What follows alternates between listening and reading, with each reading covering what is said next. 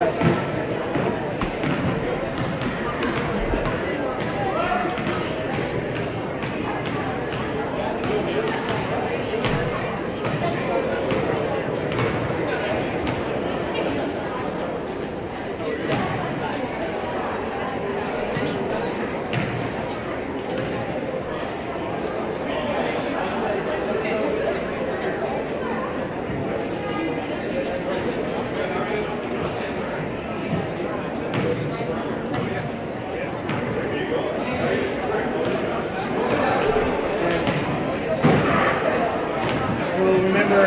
these ones, we just follow the ball. Now that we have this, we do all done by the split like that. Outside of that, that's how we like it.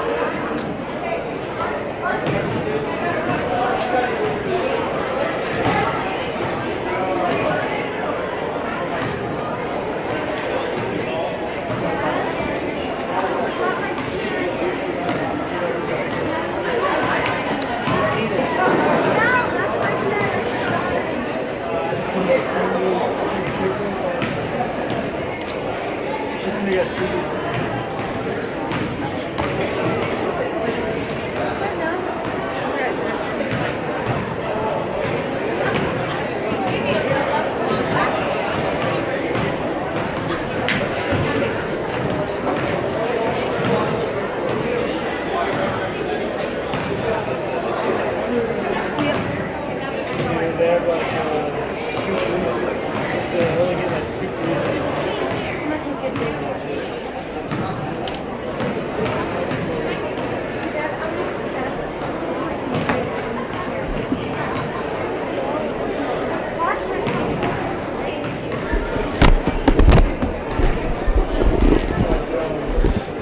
1, 2, 3, 4, 1, 2, 3, 4, 1, 2, 3, 4, 5.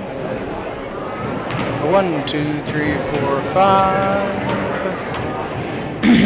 1, 2, 1, 2, 3. 1, 2, 3, 4, 5. 1, 2, 1, 2, 3.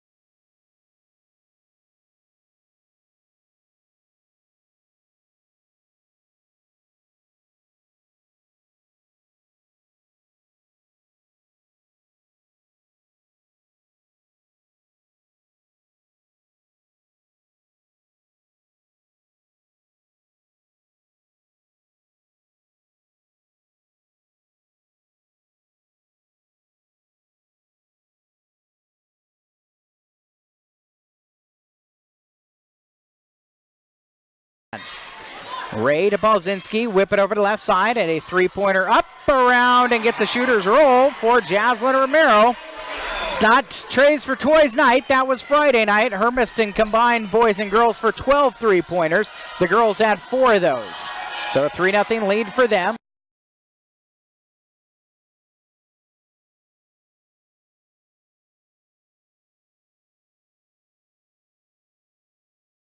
An official pointed both ways. It'll eventually be Hermiston's way.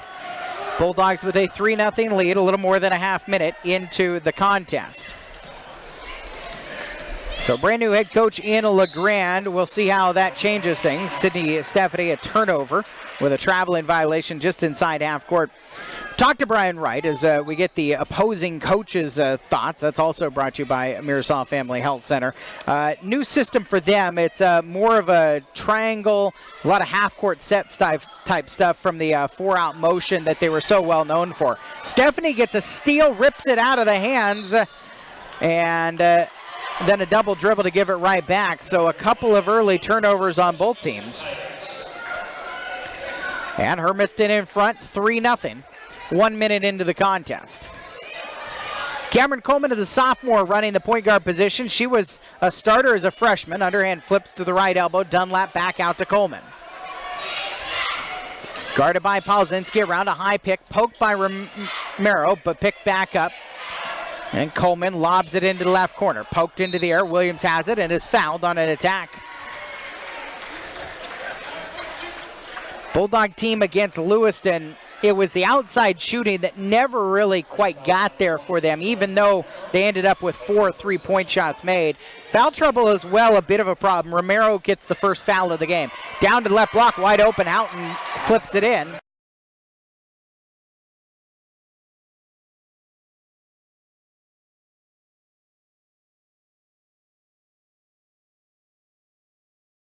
Bulldogs will make a quick change. Palzinski out. And Maddie Bird will come in, and the 6'2 senior. Try to add a bit of height on the inside. Stephanie takes the inbound. Hermiston by 1. A little more than a minute and a half into the contest. Dowdy, the sophomore, saw a little bit of time last year. Now out on the wing for Romero. Back to Dowdy on the perimeter. Drives and drops it on the right block. Missed shot by Bird. Rebound picked up by Dowdy, and Hermiston gets the reset. Out to Romero, right wing 3. Front iron off. Dowdy is able to chase it in and flip it back to Stephanie. New shot clock for Hermiston. The 30-second shot clock gives Hermiston a new possession. Stephanie drives from the top of the key, straight down the lane and flips it with the right hand. Sydney Stephanie's first points of the game, and Hermiston's lead is 5-2. 5:50 on the clock and a traveling violation at the other end of the floor.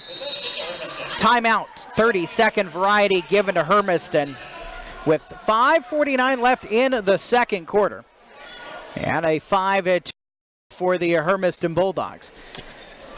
You know, it's just a matter, Eric. I don't know that Hermiston's confused by what LeGrande's doing. They're not doing anything out of the ordinary, but it just doesn't seem like they're rotating real well right now.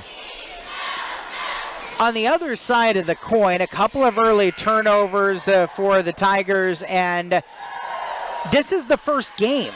It's the first time they get a chance to play somebody other than themselves, new head coach. They returned quite a few players, but with a new system and everything, there's obviously quite a bit to kind of find out and learn about yourselves in those opening minutes of the first game of the season. Yeah, and they've done fairly well by themselves right now. Romero into the right corner for Ray. Ray drives into the paint, got away with an extra step out to Romero, 3-point shot too long. Bird with the rebound, she'll kick it back out. Left corner, Dowdy, and gets it back up top. Romero splits defenders down the lane, finger roll over the front of the iron and in, and Jaslyn's got 5. 7-2 the lead. With 5:22 left in the first quarter. Right wing, open three-pointer. Houghton airballs it on the backside, picked up by Gomes at a foul on the rebound.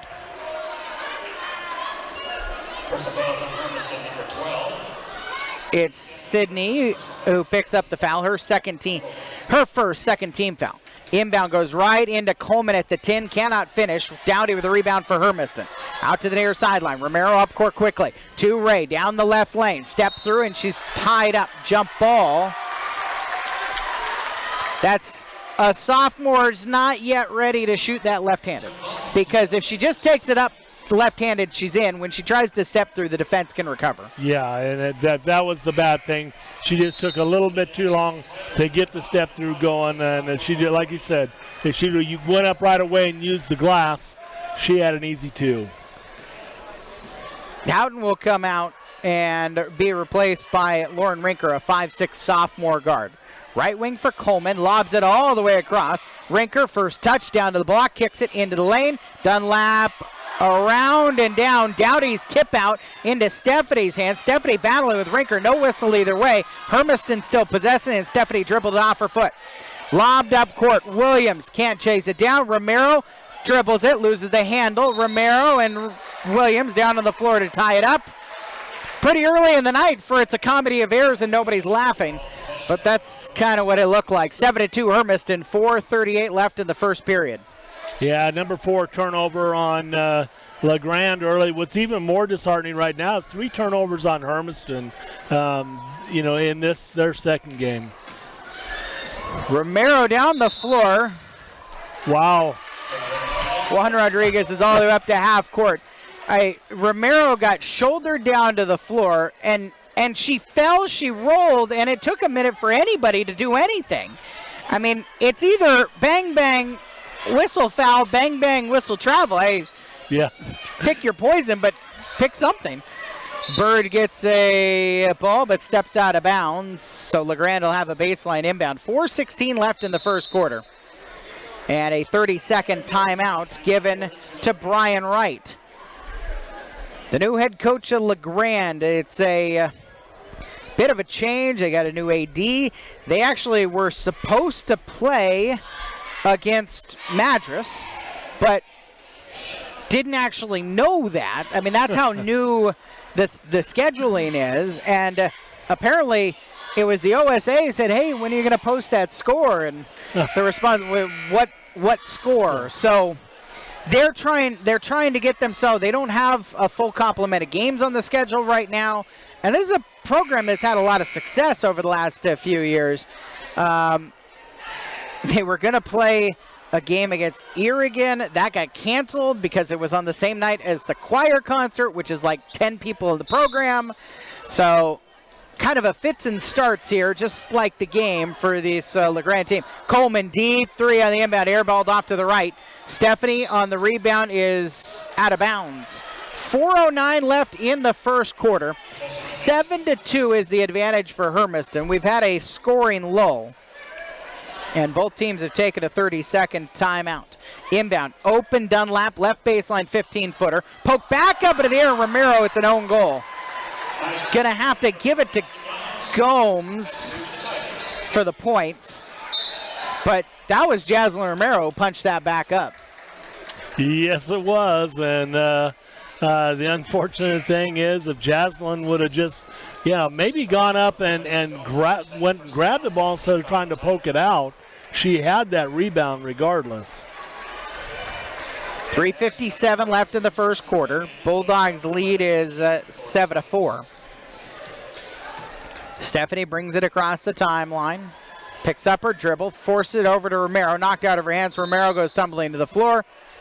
Timeout given to Juan Rodriguez with 3:48 left in the first quarter. And they will use their other 30-second timeout. So the Bulldogs, couple of quick TOs here in the first quarter. 3:48 left in the first. Bulldog boys will play later on this evening.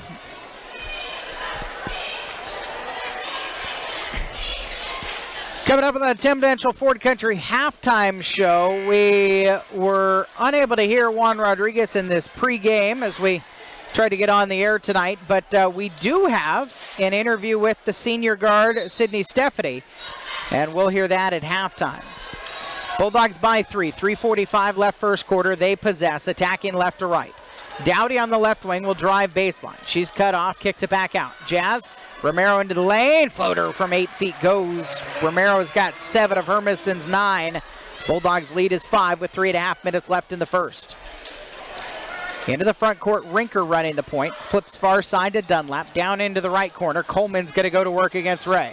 under the basket, just flings one up, reverse under the basket, over her head goes somehow. And Hermiston's lead is down to 9-6 with 3:10 left in the first quarter.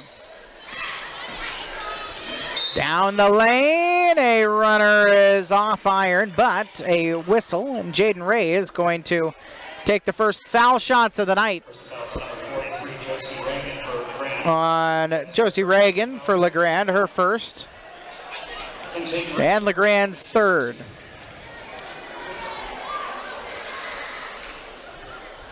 Ray gets the first one to fall over the front iron and has one more coming.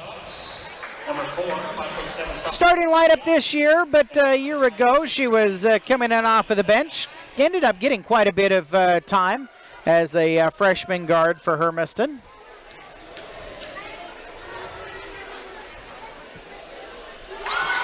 Two for two. And an 11-6 lead for Hermiston. A little more than 3 minutes left first quarter. Coleman, good hesitation to go down the left lane. Too hard off the glass. Romero's rebound. Double team to the backcourt for Hermiston. Romero will work it down the far sideline to Ray. Back to Romero. Near side into the hands of Kaylee Young. Back to Ray. Down the lane. Fouled on the way in. 2 more shots coming for the sophomore guard from Hermiston. And this time, Lauren Rinker is saddled with the 4th team foul of the game for the Tigers, her first. 2 minutes, 46 seconds left in the first quarter. Bulldogs have led since the tip. Paige Polzinski, who's not played a ton yet in this first quarter after starting the game, will replace Kendall Dowdy. Polzinski and Bird, Young and Romero, and Ray at the line missed the second. Hermiston's lead is 12-6. Left elbow extended jumper for Rinker, rattles out and rattles off of Hermiston out of bounds. A under the basket inbound coming for the LeGrand. 2:36 left in the first. Bulldogs lead is 6. Rinker to put it in play. Baskets to her left as she looks up. Into the left wing for Coleman. She'll shoot from there. Drives around Young. Short on the running shot. Coleman rebound. Put back. Bird partially blocks that. Young's got the rebound tipped to her. For Hermiston, Romero down the far sideline. Bulldogs looking to add to their 6-point lead. Poked out of the hands of Romero by Williams. Lobbed up court, but Ray wins the foot race with Rinker and gets the ball back for Hermiston. 12-6. A lot of turnovers to start off this game. Left corner for Ray. Bulldogs with the lead. Another poke away from Romero this time. Racing the other end of the floor. Too hard by Houghton on the layup. And lob at the other end of the floor. Bird catches, comes to the right side, misses the shot. Polzinski gets it, whips it to Ray, who is a few feet away from her. Out to Young. 3-ball too long. Ball poked out of the hands of Polzinski. A foul called on the rebound. No, they're going to say instead just a Hermiston possession. Minute 47 left in the first quarter. A rugged start to things. 12-6 Hermiston's lead. Lob by Romero in and tipped by Coleman back at her. Lazy right now, Eric. That's where our passes are. Lob this time up to Polzinski at the top of the key. Ray on left wing will bring it back towards the top. Yo-yoing with her right hand, picks up her dribble, flips to Young, right wing 3-ball, too hard. Bird on the backside, tied up on the rebound by Coleman. Another jump ball. Dowdy will come back in and give Romero a break with 1:34 left in the first quarter. I did talk to Juan Rodriguez. One of the things he said he needed to do was find more opportunities to get Jazz breaks early in the game so that she had the ability to stay out on the court if she needed to for 8 minutes in the fourth quarter. Ball poked out of bounds far side by Ray. And Josie Reagan's going to return to the game for Houghton on the LeGrand side. Far side inbound for Coleman in front of the Hermiston student section. Full for 3 rows. Into Coleman. Coleman will bounce. Into lane, kick across, near side Williams. Williams will drive around Young to the lane, lay it in, +1. And a chance for a 3-point play the old-fashioned way on Kenzie Williams' first bucket of the ball game.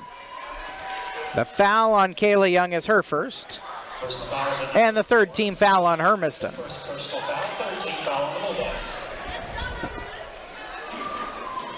Bulldogs are going to Kennewick on Saturday for the league opener. 5:45 will be the start time for the girls then as well. 1:08 left, bank shot in the lane, finished by Young. And Hermiston's lead is a 13-8 advantage now. Missed shot on the other end for LeGrand, 55 seconds left. Palzinski brings it into the front court. Right wing for Ray. Ray drives into the lane, back out top to Young. Young will hesitate and back up. Dowdy up top. Got the numbers right now on the scoreboard. 14-9 is the score. Down the lane, Palzinski high off the glass, miss. Bird's got the rebound, fighting for it, bounces it back out. Palzinski up top to Ray, splits two defenders, into the lane, her runner, glass and good. Jaden Ray, she's got 5. And a 16-9 lead with just 17 seconds remaining in the first quarter. Coleman hands it off, and a hand check foul as Reagan had the ball up at the top of the key. Dowdy will be called for the harm, her first in the 4th team foul. First foul is number 20, Kendall Dowdy. Rinker will inbound in front of the Hermiston students and cheerleaders on the far sideline. With LeGrand attacking to the left. Down inside, Reagan at the 10, misses, rebound, put back, missed that as well. Poked out by Dowdy to Palzinski with a full head of steam going the other direction. Pulling her down, she lays it in, plus a chance for a 3-point play the old-fashioned way. That's what I like to see out of her, is she'll just attack and let the ball go whenever she feels pressure. She'll be in much, much better shape. 15 foul, Palzinski to shoot one more. Paige Palzinski, the sophomore, she played quite a bit last year in her freshman campaign as well. This free throw comes with 0.4 of a second left. She makes it, and LeGrand has just time to inbound. Coleman will fling it, and it will come short to bring us to the end of the first quarter. Hermiston's lead is 19-9. We'll be back with the second after a minute on AM 1360 KOHU.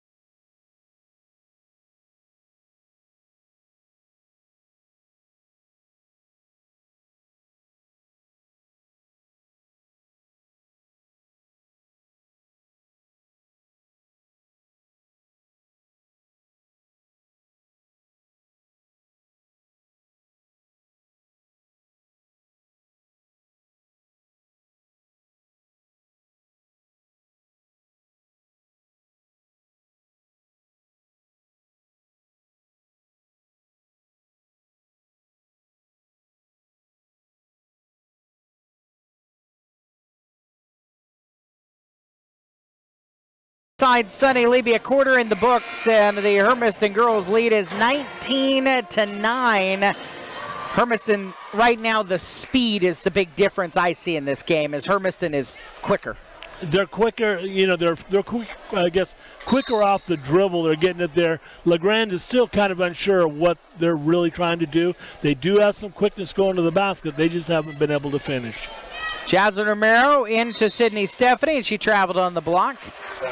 Kaylee Young, Caitlin Heidemann for the first time tonight, and Paige Palzinski, the 5 on the floor for Hermiston.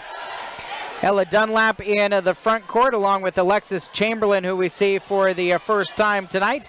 Grace Neer, and bringing it from the backcourt, Kenzie Williams and Lexi Gomes. Left side for Chamberlain, throws it over the top of everybody inside and out of bounds.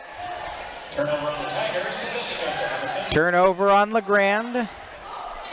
6 apiece in the game right now. For it's a little bit early to have that many turnovers. Young on the far sideline for Hermiston. The sophomore will lob it up to Romero at the top of the key, and right back to Young. whip it into the corner. Stephanie, left baseline, guarded by Gomes, gets it out to Heidemann. Heidemann, the big shooter, although the 5-3 shooter at the same time. Tip out of bounds by Polzinski last, and LeGrand's got it on another Hermiston turnover.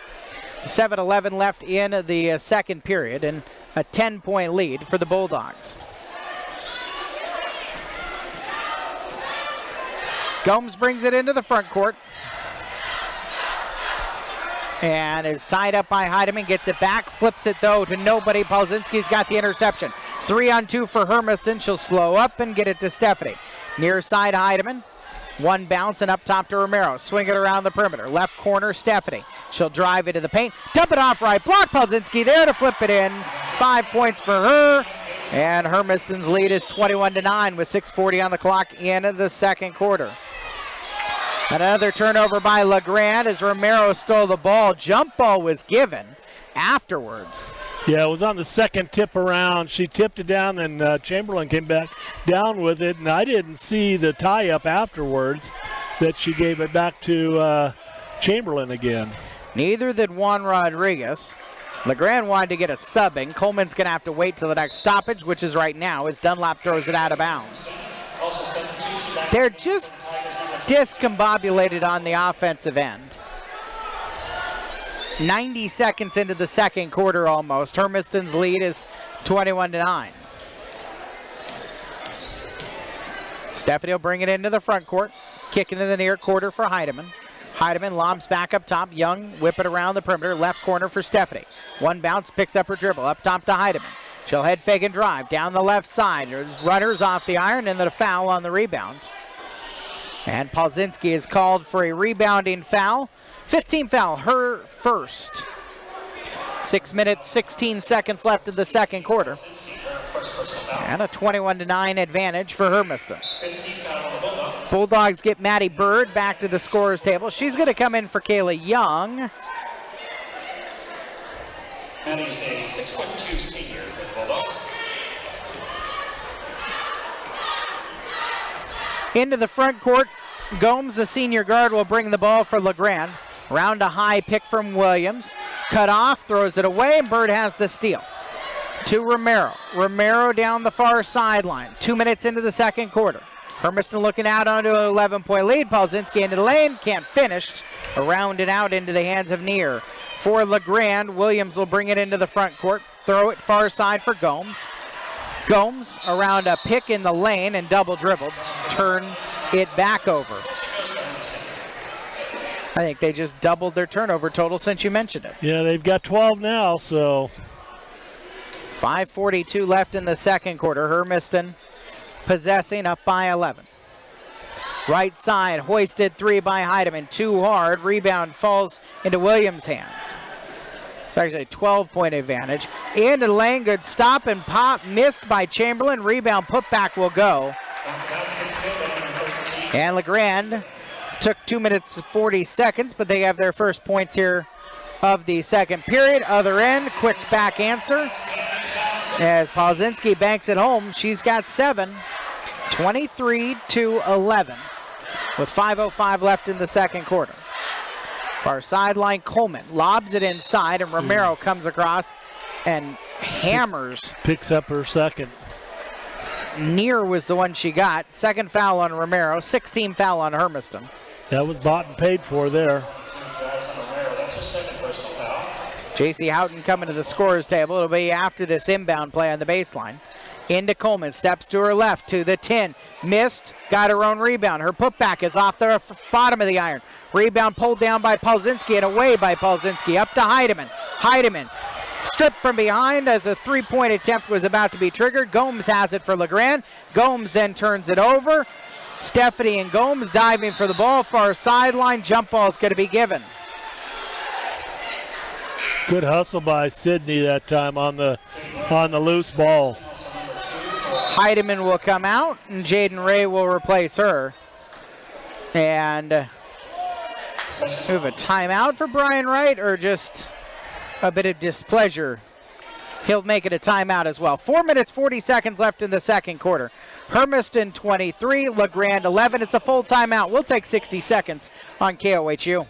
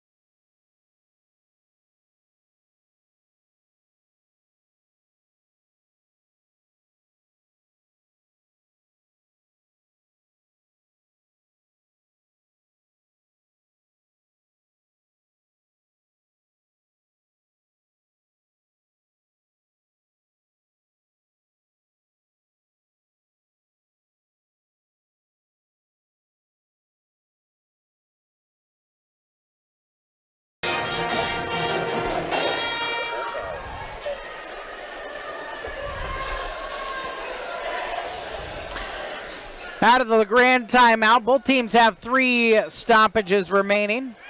4:40 left in the second quarter. 23-11 Hermiston's advantage. Bulldogs have led from start to finish. This match is the biggest lead of the night at 12.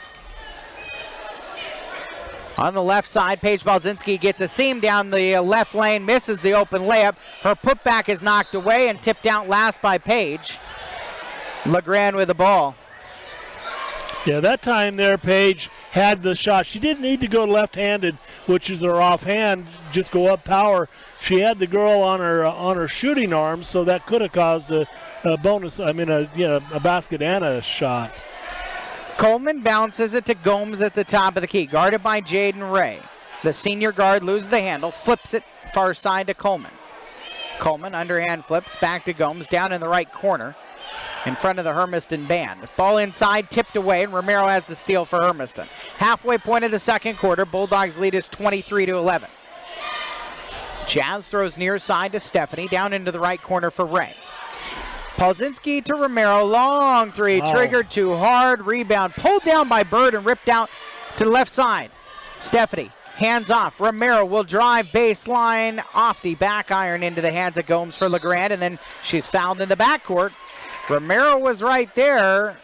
It was her, no, Sydney Stephanie gets called for her second. So Jaslyn and Sydney both have 2.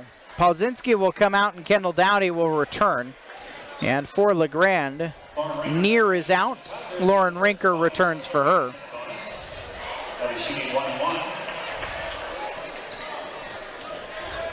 7-team foul on Hermiston, so a 1-on-1 opportunity other end of the floor for Alexi Gomes. LeGrand made their only foul shot so far in this game. Gomes hits the first and earns herself 1 more. Bulldogs 4 of 5 from the charity stripe, but they have not taken one here in the second quarter. 3 minutes, 33 seconds left in the period. Hermiston's lead is 23-12 as the second one rattles out.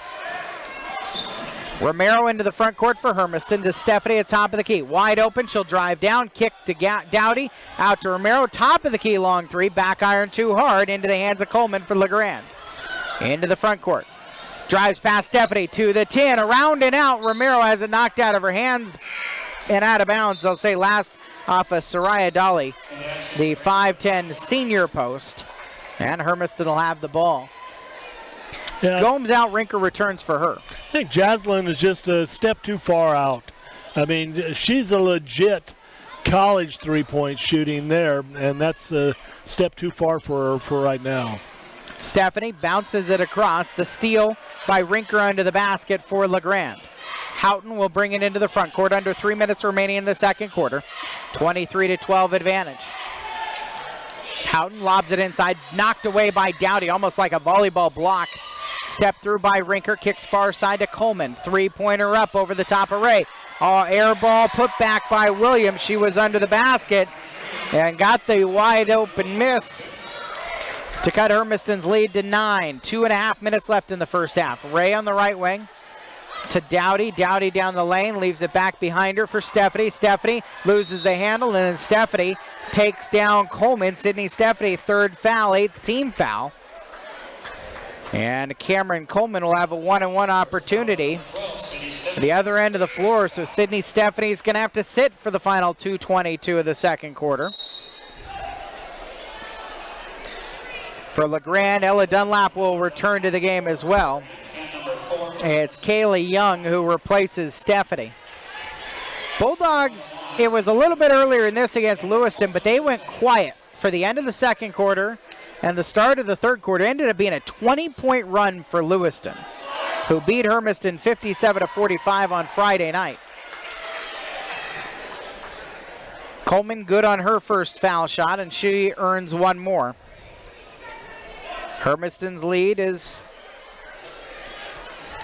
with 2:22 left in the second quarter, 23-16. 2-for-2 trip for the sophomore guard. Dowdy will drive left baseline, pass it across and off Bird's shin out of bounds. You've got the tallest player on the floor for Hermiston tonight, and Maddie Bird, and passed at her shoe top, it's going to be a pretty hard one to contend with. Yeah, it is. And especially coming off the baseline, you can't expect a bounce pass on the baseline. Coleman hoists the three in the right corner off the top of the backboard. 2 minutes left in the second quarter. Romero will bring it into the front court for Hermiston. 23-16. Offensive foul on Bird, not setting herself on the screen. Player control is the 19th foul on Hermiston. And so it'll be LeGrand's ball. Yeah, and I thought that was not a real good call. It was so close to being whether she was set or not, but most officials will give that coming up and like that unless it gives them a definite advantage. Yeah, the only thing I wonder is if they felt like she was rolling too early. Romero, another steal underneath, gets it up to Ray. 3-on-1. Ray will keep it herself and lay it in past Rinker. Jaden Ray's got 7. Hermiston's lead is 25-16. Other end, nobody comes in. Steal by Dowdy. Flips it to Romero, whipped up court. Ray, 18-footer, right baseline, back iron off. Dowdy flies in and knocks it out of bounds.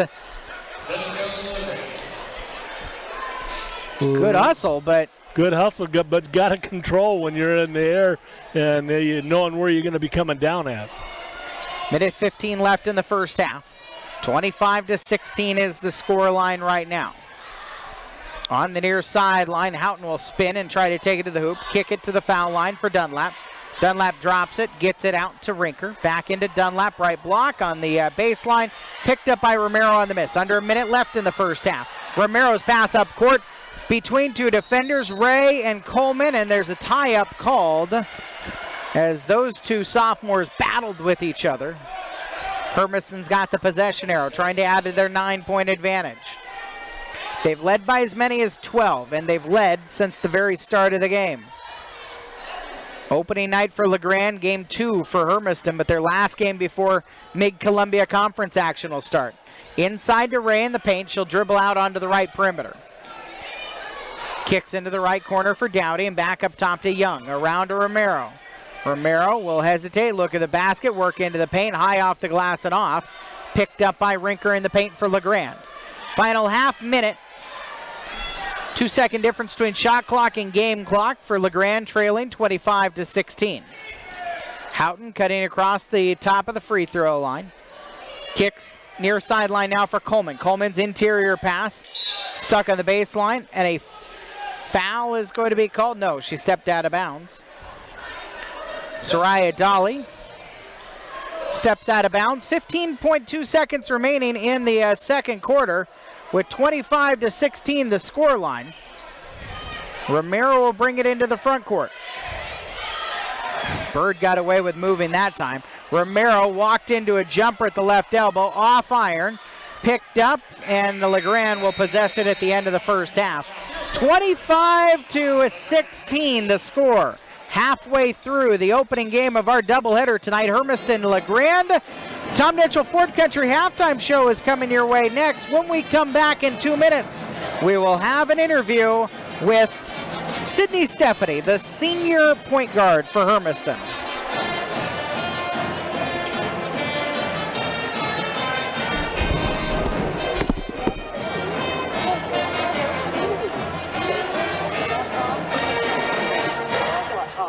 At our dealership, you don't have to wait for those special weekend sales events or parking lot sales.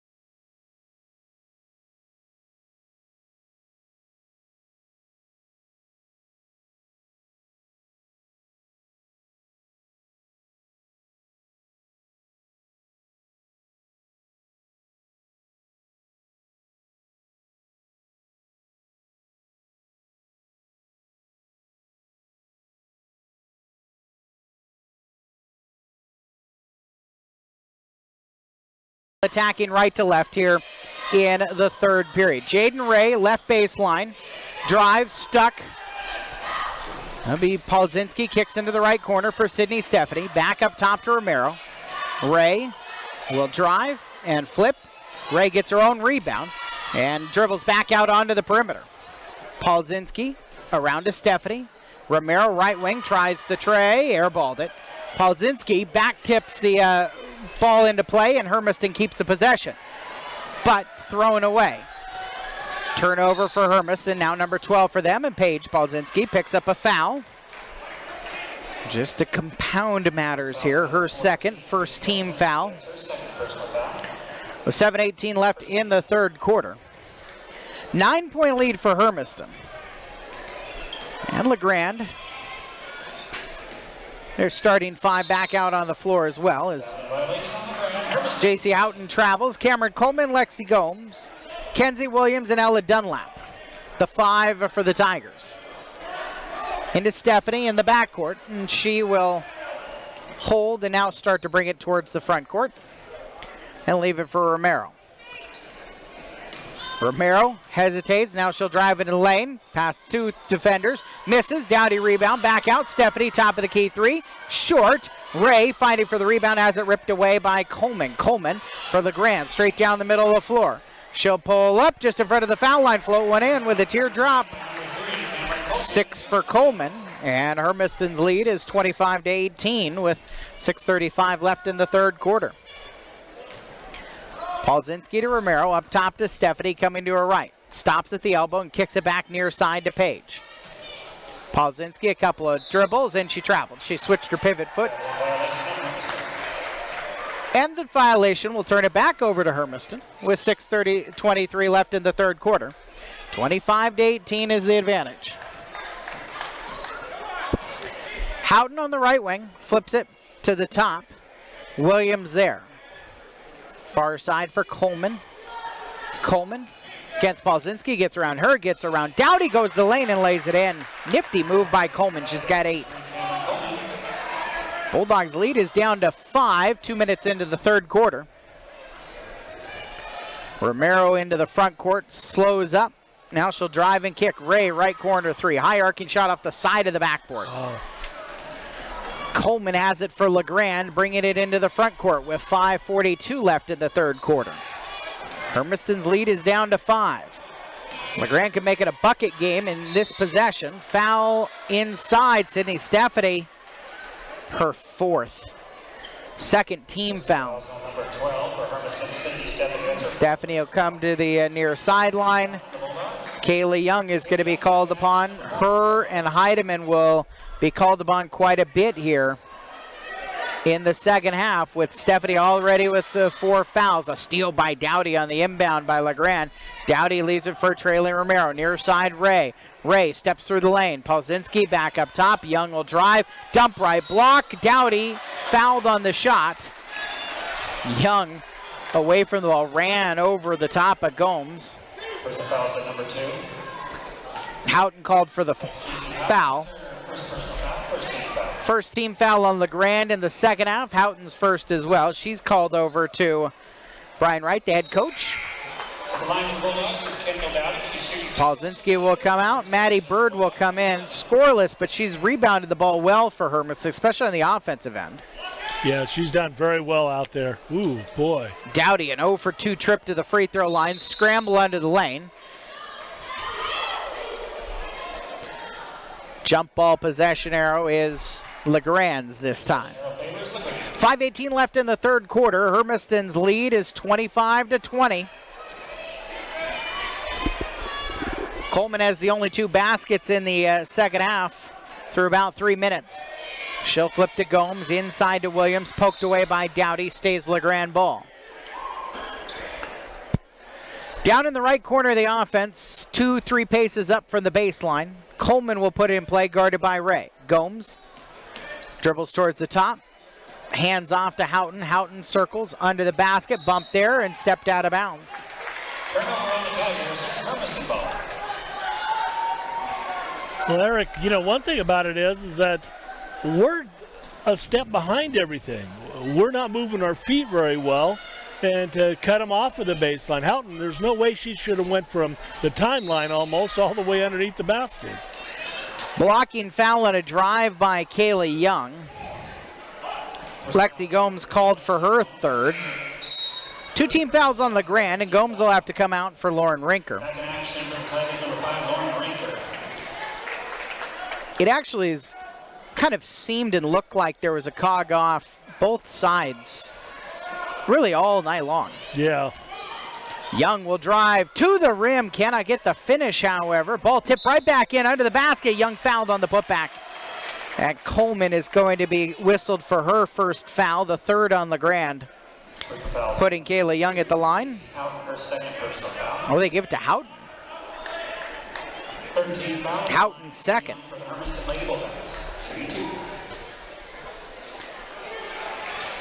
Young misses the first.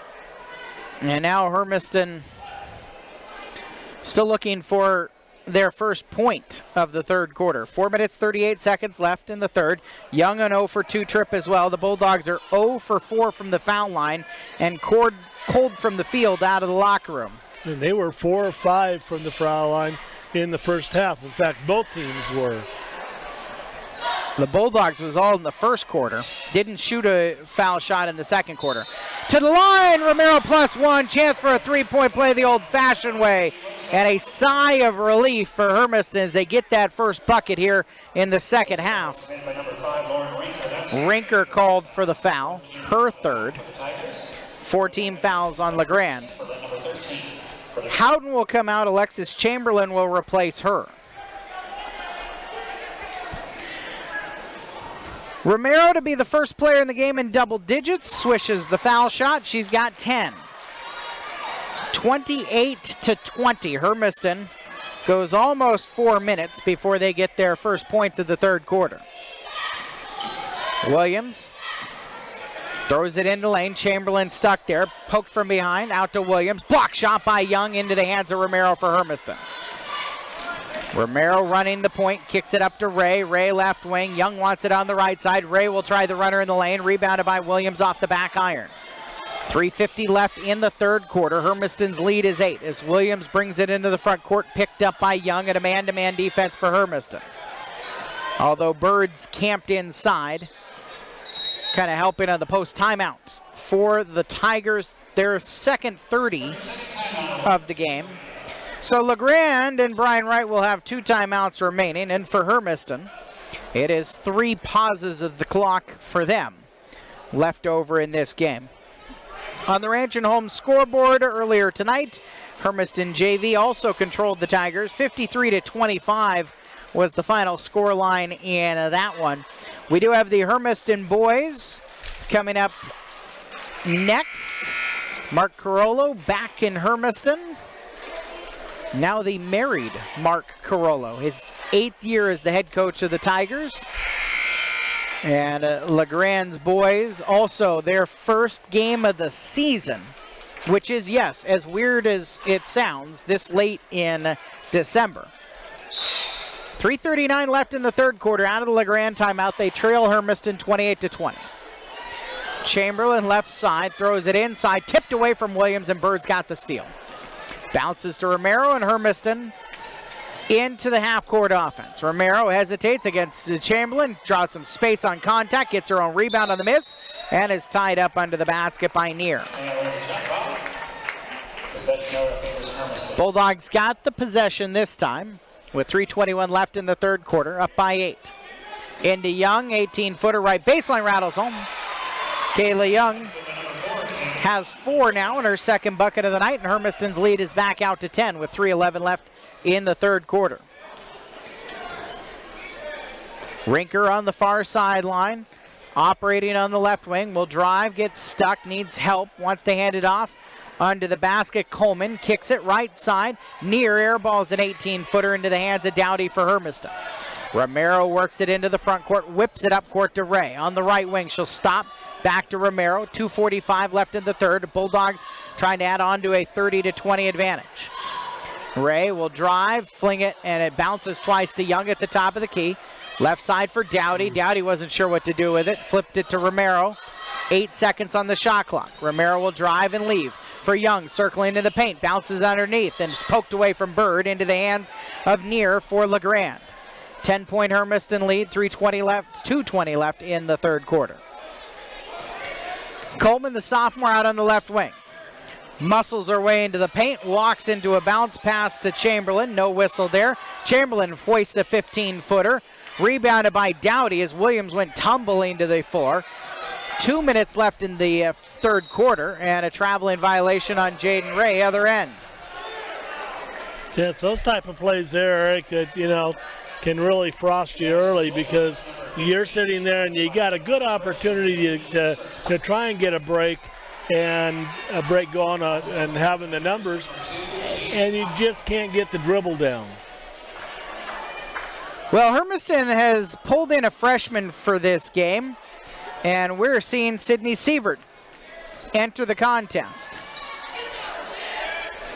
Near sideline for LeGrand. Near up top to Williams, back to Houghton.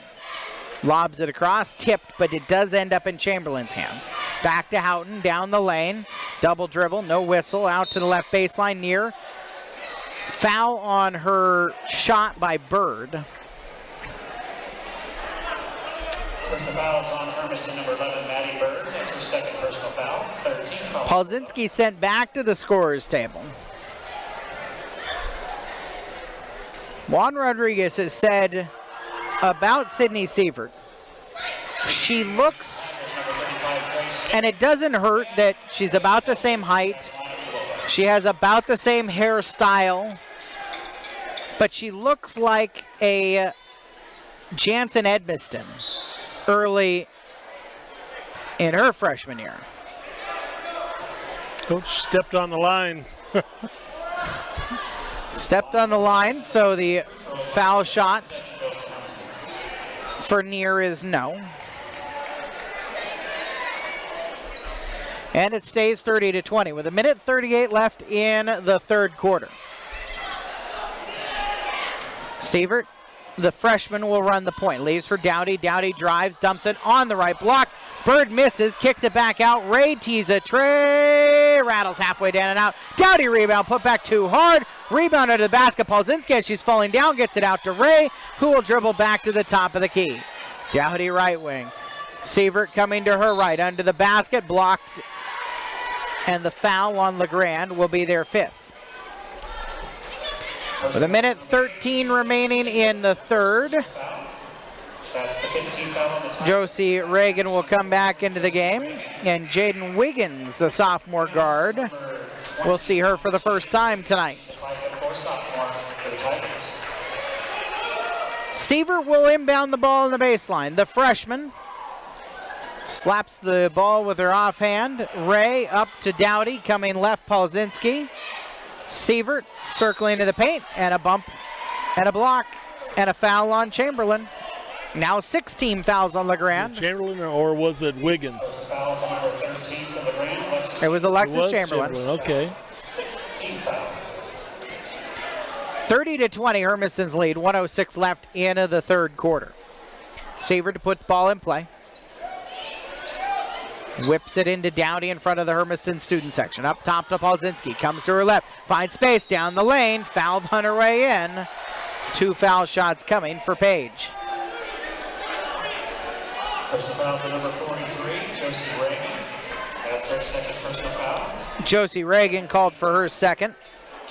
Now 17 fouls, so Hermiston's in the bonus for their last quarter plus 1 minute and 1 second. Page is good on her first and has one more foul shot coming. Second leading scorer in this game. Had a couple of buckets in the second period. She's 3 for 3 from the foul line and has 9. Oh, they waved off the second one. That was a foot fault on Hermiston. Line violation. Under a minute remaining in the third quarter, it's a 31-20 advantage. Ball saved in by Dowdy, but she stepped out of bounds. It'll stay LeGrand's. Tigers scored 2 baskets in about the first minute, and they haven't scored for a little more than 6 minutes now. Hermiston didn't score until almost halfway through the third quarter. They've got a field goal and some free throws. A couple of field goals and some free throws. Missed shot, 31-20 Hermiston. Sievert up to Polzinski, left wing. Whips it across the lane to a cutting Bird, who lays it in at the 10. Bird's first bucket of the ball game extends the Hermiston lead to 33-20. Good ball movement. 30 seconds left in the third quarter. Steal by Ray, stepped in front of a pass. Jaden all by herself, other end of the floor, righty lay in. And Hermiston will close the third quarter with a bit of a flurry. They've scored 10 straight and are out in front by 15, their largest lead of the game. Top of the key, tipped away. Reagan gets it back, 4 seconds. Coming to her right, Houghton fires up a three, blocked by Polzinski, into the third quarter. 35-20, Hermiston's defense holds LeGrand scoreless for the final 7 minutes of the third quarter. Fourth quarter actions after this 60-second break on KOHU.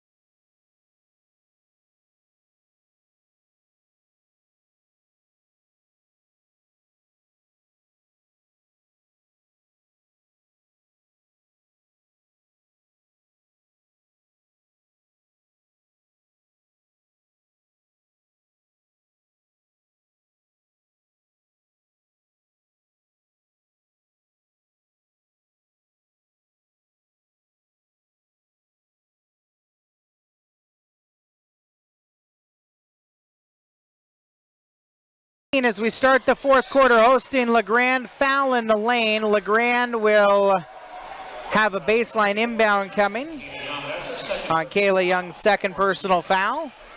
14th foul on Hermiston. Seconds into the fourth quarter. Bulldogs are already in the bonus. Force it in on the block to Dunlap. Underhand flips to Gomes. Gomes. Dunlap on the baseline, stuck, will kick it across, off fingertips. Coleman, who has the only points in the second half so far for LeGrand, dumps it underneath. Shot by Dunlap is blocked. Young whips it to Romero for Hermiston. Bulldogs look down to their 35-20 advantage with 25 seconds gone here in the fourth quarter. Heidemann at the top of the key, near sideline for Young. Young loses the handle as it's stripped away by Coleman. Jasmine Romero turns and races back, trying to get back for Coleman, but it'll be Young who takes Coleman, and Coleman takes her to the hoop. Coleman's got 10. First points for LeGrand in almost 8 minutes. And again, Coleman's got all 6 points for LeGrand Tigers in the second half. 13-point lead for Hermiston about a minute into the fourth quarter. Polzinski works into lane, trips, ball slips and rolls between legs, out to Heidemann, 3 ball. Too hard. Polzinski's got the rebound, and she stepped out of bounds on the baseline, so LeGrand has the possession arrow on the turnover. Dowdy and Ray, after a brief break, are back to the scorer's table to come in. Polzinski and Young out. Romero, Heidemann, and Bird with Ray and Dowdy. 35-22 Hermiston lead with 6:50 left in the fourth quarter. Coleman brings into the front court. Far side for Gomes. Gomes, top of the key, Coleman. Head fake, she got past Ray.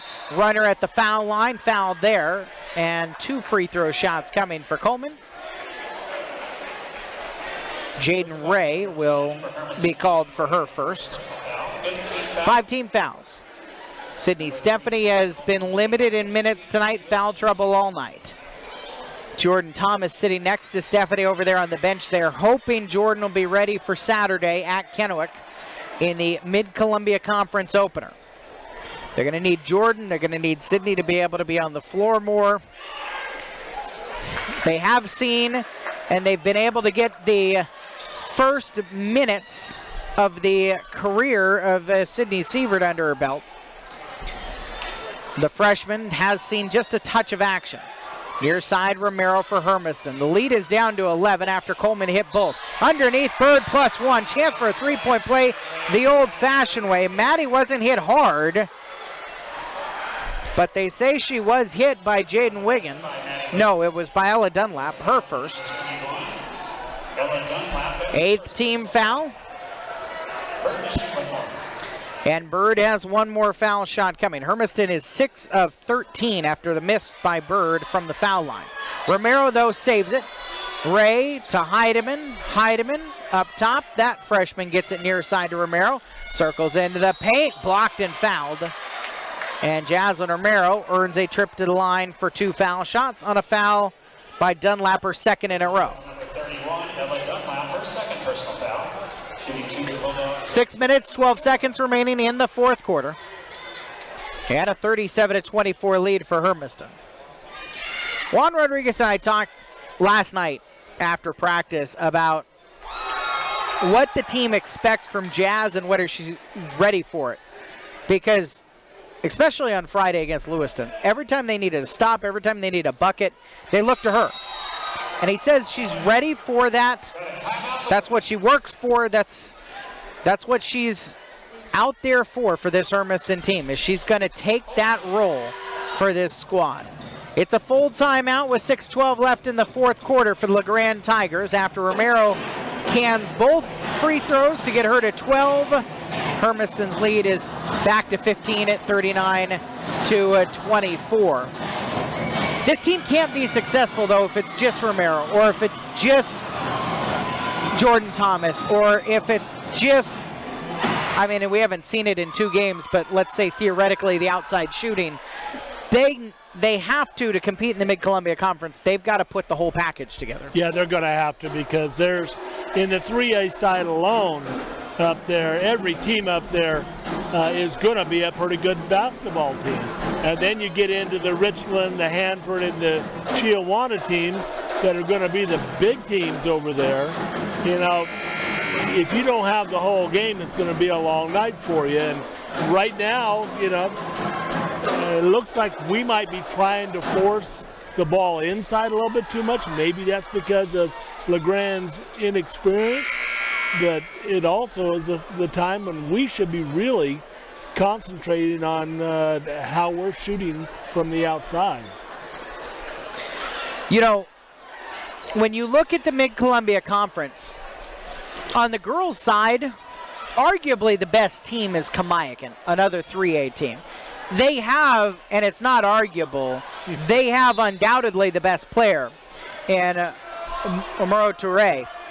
So Kamiakin is the one you're trying to chase, but maybe don't feel like this is the year for it. Kennewick and Southridge, those are the teams you got to compete with. Southridge is still a bit down. You're hoping that you're better than them, and so it's Kennewick, which is who you play Saturday night under the basket. Kenzie Williams finishes. Or was it Dunlap? Give it to Dunlap. They gave it to Dunlap. Looked like Williams to me, but we'll give it to Dunlap, her first bucket of the ballgame. Out to Romero, left side, too long on the 3. Dowdy tips it. Heidemann in the lane, her put back off. Dowdy pokes it back out to Ray, and Hermiston can reset.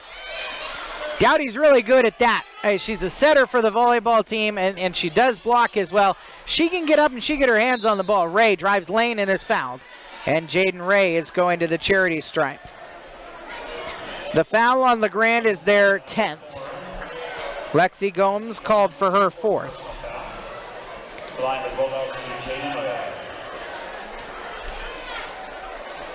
And there's not really any particular night if you're playing one of the 4A teams. Hanford, Walla Walla, they're good. They're not world beater type teams, but they're good. You got to bring your game.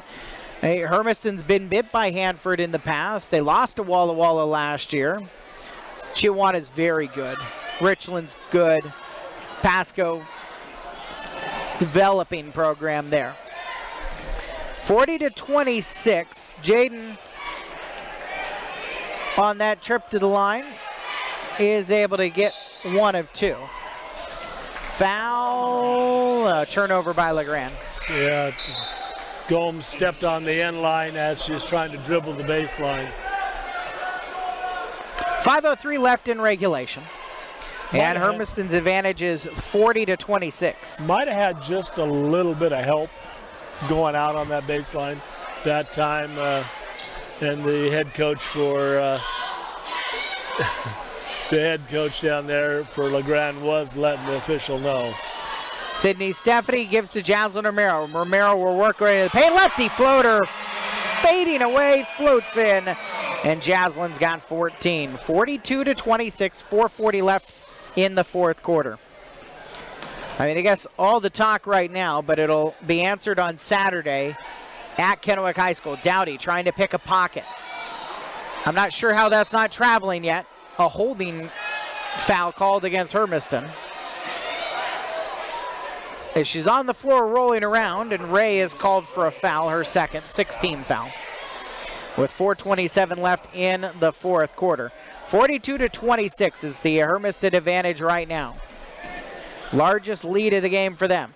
Coleman, 12-footer baseline, airballed into the hands of Stephanie, and she's fouled. And we will walk to the other end of the floor for two free throws. 23, Kenzie Williams. Kenzie Williams called for her first. For LeGrand, In the double bonus, they'll be shooting 2 throughout the remainder of the game. At the line, Sydney Stephanie and Williams. foul trouble's been a bit of a problem here in the second half. And the team is still trying to figure out offensively exactly what their plan of attack is going to be.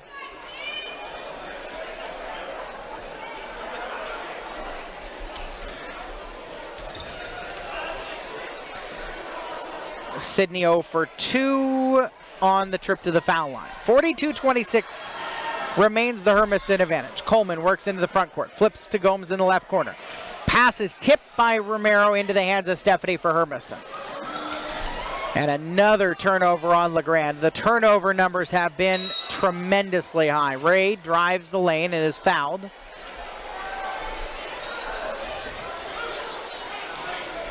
Williams, another foul, her second. Personal fouls at number 23, Kenzie Williams, her second personal foul.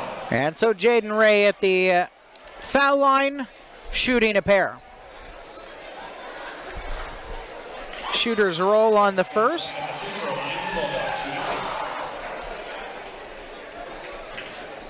5 of 7 from the line tonight for Jaden. And it's 5 of 8 as she misses the second. Dowdy tips the rebound out to the near sideline. Rinker picks it up for LeGrand. 43-26 with now less than 4 minutes remaining in the contest.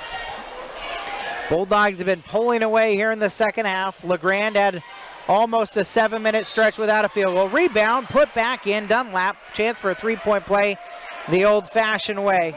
It's good by number 31, Ella Dunlap, and she was fouled on the play. Foul committed by number 11, Maddie Bird. It was Maddie Bird who committed the foul, her third. Shoot one more. 7th on Hermiston, so it's the bonus for LeGrand the rest of the way. With 3:44 left, Dunlap hits the foul shot. And Hermiston's lead is 43-29. Jaden Ray yo-yos at the top of the key. Gives near sideline to Dowdy. Dowdy up top to Romero. Romero, good crossover on Coleman. Leaves it for Dowdy. She'll try a three. Airballed it. Bird saves it in, but into the hands of Williams for LeGrand. Bulldogs have 1 3-pointer made tonight. Romero in the first quarter. Dowdy picks Williams' pocket. Dowdy the other end of the floor, slows up, leaves it for a cutting Stephanie. Stephanie flips it into the paint for Ray. Ray puts it off the bottom of the rim, saves it back in over her head. Stephanie touches it out, and the officials will say LeGrand ball. Possession goes to LeGrand. 3:06 left in the fourth quarter. Hermiston's lead is 43-29. Into the front court, Rinker, the sophomore guard, gives near sideline to fellow class of 2021 mate Cameron Colvin. Underneath, Dunlap finishes at the rim. Running inside by number 34. 43-31. LeGrand's cut it down to a 12-point game with 2:45 left in the fourth quarter. Romero to Dowdy in the left corner. She'll drive baseline. Coleman knocks it out of her hands. Back into the game is Soraya Dolly. We've seen her briefly tonight. Dunlap will come out. Dunlap's got 7 points in this quarter. Into Dowdy. Dowdy. Far side for Stephanie. On the right wing, she'll drive into the corner. Back out to Dowdy. One bounce and flips near side to Ray. Ray lobs it to Dowdy in the right corner. Dowdy underneath the Bird. Didn't cut across the lane. Stolen by LeGrand. Rinker brings it across the timeline. Throws far side to Gomes. Gomes from the left wing drives in. Her teardrop misses everything. Dowdy's got the rebound. 2 minutes, 11 seconds left in the fourth quarter. Double dribble in the backcourt on Hermiston's Dowdy. Alexis Chamberlain will come into the game, and Gomes will come out. 43-31 Hermiston's advantage with 2:09 remaining.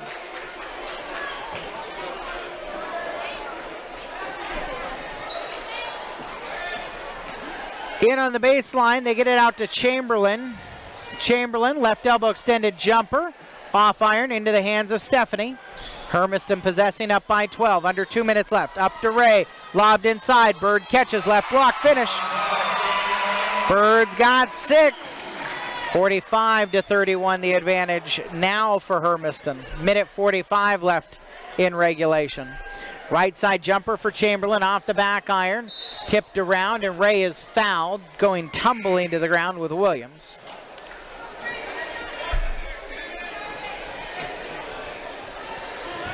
Tigers are, here's the good news. They're in the Greater Oregon League, which means they got quite some time before they actually have to get into league play. Although there are not a lot of games for them before they get into league play. They are scheduled on Tuesday of next week to host Nissa in non-league action. Nissa out of the Eastern Oregon League, as Ray on the other end of the floor misses the first of 2 foul shots on Williams' 3rd foul. And then they don't play again until January 4th. Right now, LeGrand has just these 2 games in the month of December. Missed by Ray.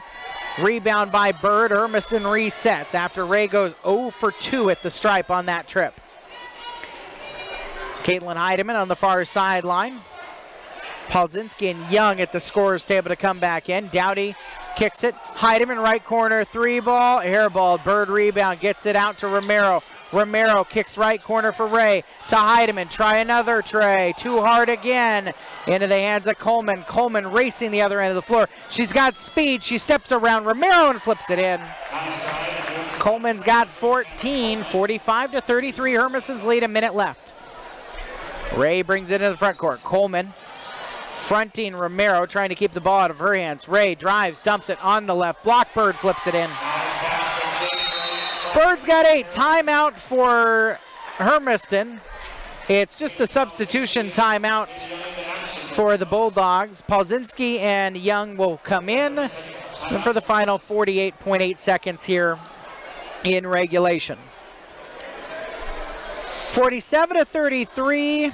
They've executed some things nicely. I would say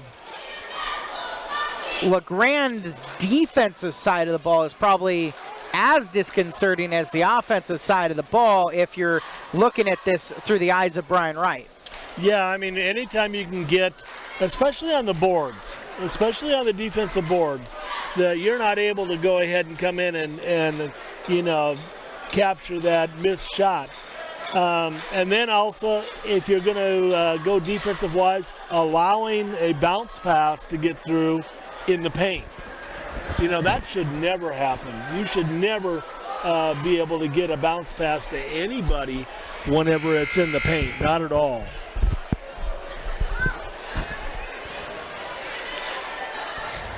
(47-33). This is the first of a doubleheader here tonight at Hermiston High School with the LeGrand Tigers, the only OSAA team that Hermiston will play this year. 45 seconds left. Bulldogs have the advantage. Near sideline, here's Coleman. Coleman is their top scorer, their wheeler and dealer.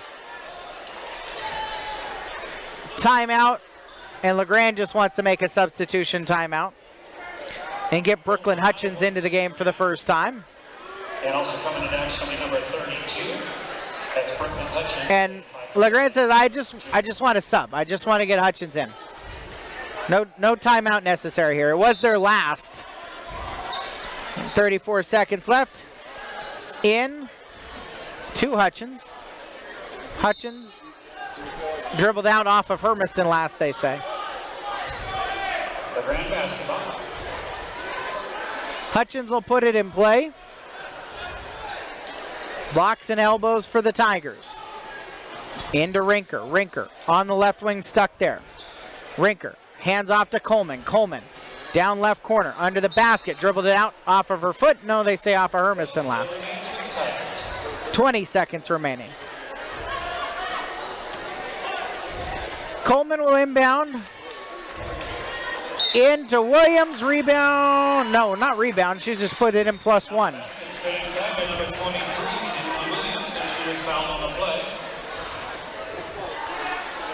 Hermiston's foul. Not announced. With 19 seconds remaining. It's not really going to matter. Missed free throw, tipped out of bounds. They gave the foul to allegedly Heidemann. Called for the foul. Ray will take it with 15 seconds left. Hermiston's lead is 12. Shot clock off. Paulzinski's got it between the rings. Near sideline to Young. 5 seconds left. Heidemann right side. Heidemann will dribble it and dribble the clock out. 47-35 is the final score. Hermiston wins here tonight over LeGrand in game 1 of our doubleheader, and the Bulldogs improve to 1-1. LeGrand loses their first game of the season, and they, as we highlighted, don't have a whole lot of opportunities before league play starts in January. Just one more game on the schedule for them. We'll take a break, come back, and we'll talk about the contest we just saw before we get into the boys game next. So we'll be back in 2 minutes here on AM 1360 KOHU.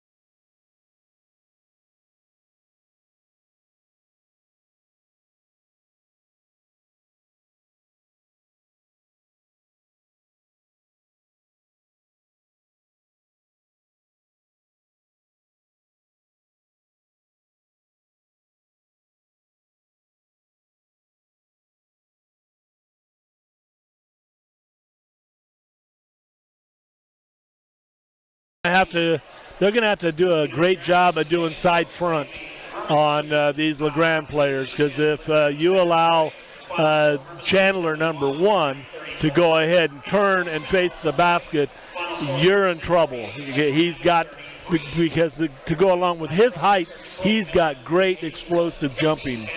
And so we'll see. We'll see if they can get that good side front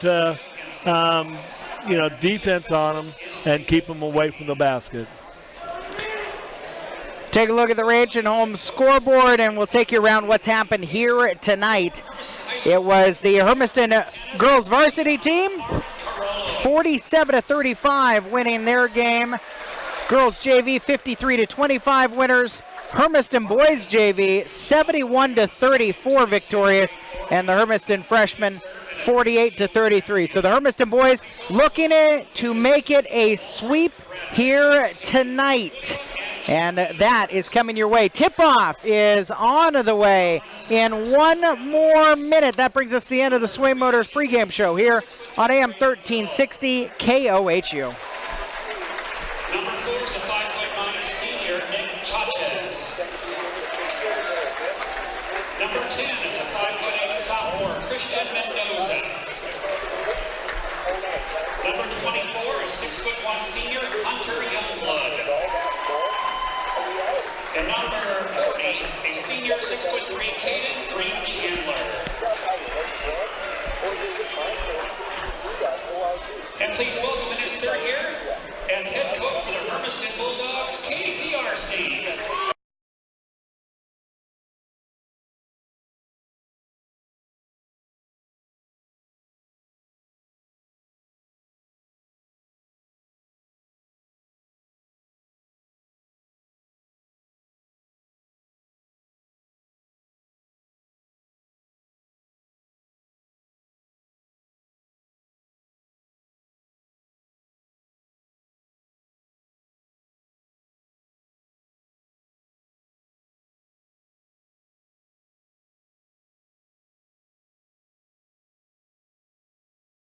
Hermiston High, and turned on the old Chicago Bulls entrance music as they introduce the starting 5 for the Hermiston Bulldogs. We were told earlier tonight by a reporter of the off-the-bus activity, Jeff Walker, that the LeGrand boys looked poised and focused as they got off the bus. He was sitting out in front of the school earlier this afternoon. It's a long wait to get to your game. The luxury of being the home team in a doubleheader like this in the boys' game is you don't have to get here quite as early. It's your home floor, so you've got, kind of where to hang out and hide out. It's a little tough to go on the road and play in the 7:30 game like the LeGrand Tigers have faced them, especially in their first game of the year. Yeah, I'm pretty positive they went and found themselves a comfortable room to kick back in a little bit. They probably spent a little bit of time in the bleachers, but most of the time in a nice, comfortable room. We'll see how they got off the bus. I mean, if they're nice and collected there. Like I said, we're unproven so far. This LeGrand team split with us last year, and we know that they have got 3 bona fide scorers. So. Tip won by Andreessen, and the Bulldogs attacking left to right will possess first. All white uniforms for Hermiston, black outlined, white numerals and lettering. Lob inside, Andreessen at the 10, cannot lay it in, and LeGrand's got the possession. After the opening basket attempt, Nick Chavez will drive in the lane, righty flipped up off of the iron. He goes stumbling to the floor as it's rebounded by Ortiz for Hermiston. Right corner for Andrew James. He'll drive baseline, draw some contact, fling it up, and draw a blocking foul. And a trip to the charity stripe. Eric, I'm seeing this. I think the purple is the piping on the side. First team foul on the Tigers. If you take a look at it, I think it is. That's the only purple on these jerseys. Well, there is some purple, though. I'll have to trust your young eyes over mine, though. LeGrand, by the way, in all black uniform, purple blue numerals and lettering trimmed in white. Andrew James, a 1 of 2 trip, and Hermiston has a 1-0 lead in the first minute of the contest. For the LeGrand Tigers right now, running the point, Christian Mendoza, the sophomore, gives it into the corner. Chachas inside. Green Chandler can't hit. Rebounded by Mendez. Mendez up court for Hermiston to Ramirez. Hesitation, a drive, kick right corner. Andreessen 3-ball off the back iron. Rebound foul. Coming the other direction on Hermiston's push by Jordan Ramirez. Wow. First on the Bulldogs with 6:55 left in the first quarter and a 1-0 Hermiston advantage. Yeah, that could have got either Ortiz or Jordan. Ramirez was limited against Lewiston and Hermiston's win as Andrew James steals the ball and then he traveled, flipped it up to himself. But Ramirez was limited in playing time on Friday night against Lewiston in the 72-63 win because of foul trouble. Yeah, and that's, we did find out we had a little bit of depth that we could go to with Cole Smith and, coming back through, and Blake Davis helped us out a little bit. A lot of speed. Mendoza in the lane, short on the 8-foot runner, though. Andreessen's got the rebound out to James.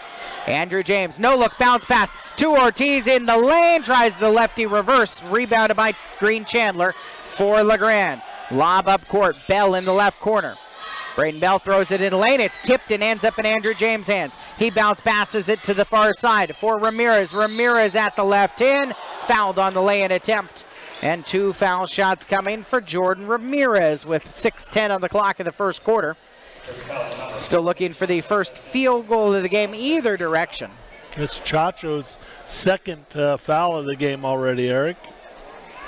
At the free throw line for Hermiston, number 30. Chachas, the senior, is their scoring threat from the outside, and he's got to go to the bench, be replaced by Justin Jenner, a 6'3 junior guard. And the nice thing about LeGrand as far as getting ready for Kennewick in the MCC opener on Friday night is Ramirez misses the second of his 2 foul shots and Hermiston's leads 2-0, is LeGrand does have some height on the wings. And I think the thing that's going to really stand out is James tips it on the far sideline into the backcourt. Ramirez chases it down for Hermiston, takes it to the 10, throws it wildly at the rim. Rebound, put back Ortiz, stole it away, and a timeout for Mark Carollo. He needs a 30-second timeout as Cesar Ortiz hits the first field goal of the game. With 5:50 on the clock in the first quarter, it's a 4-0 advantage. Finish the thought, though. When they bring so much height on the perimeter, it will get Hermiston ready for, in the MCC, 6'3", 6'4", is the wing players. It's the guards. It's not the posts. And so Hermiston having to defend that on the perimeter is important. Yeah, you're exactly right. And, that time there, for this, after that thought there, Ortiz got that rebound just by his strength only, pulling it away from the LeGrand. But you're right. These guys are the ones that we need to see a lot of teams with height on their wings to get ready. And unfortunately, this will be our last one. That we'll be able to see that from.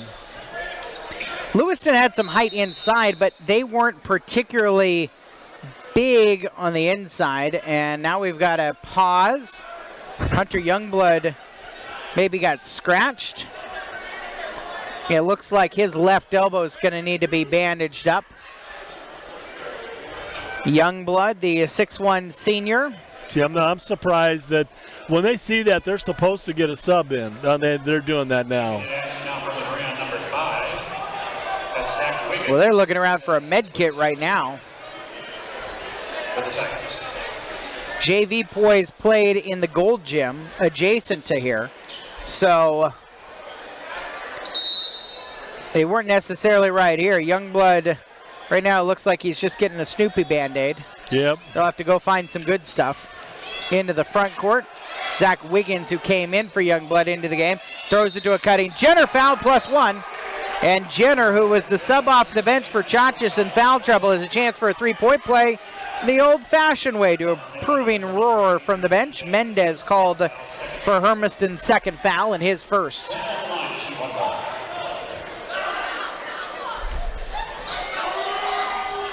Jenner, the lefty shooter, around and out, rebounded by Ortiz. Hermiston's lead is 4-2. Ramirez, James up top to Ortiz, a head fake and a drive, kicks into the right corner with some contact. James rifles it underneath. Ortiz, head fake, gets Chandler into the air, and is called for traveling.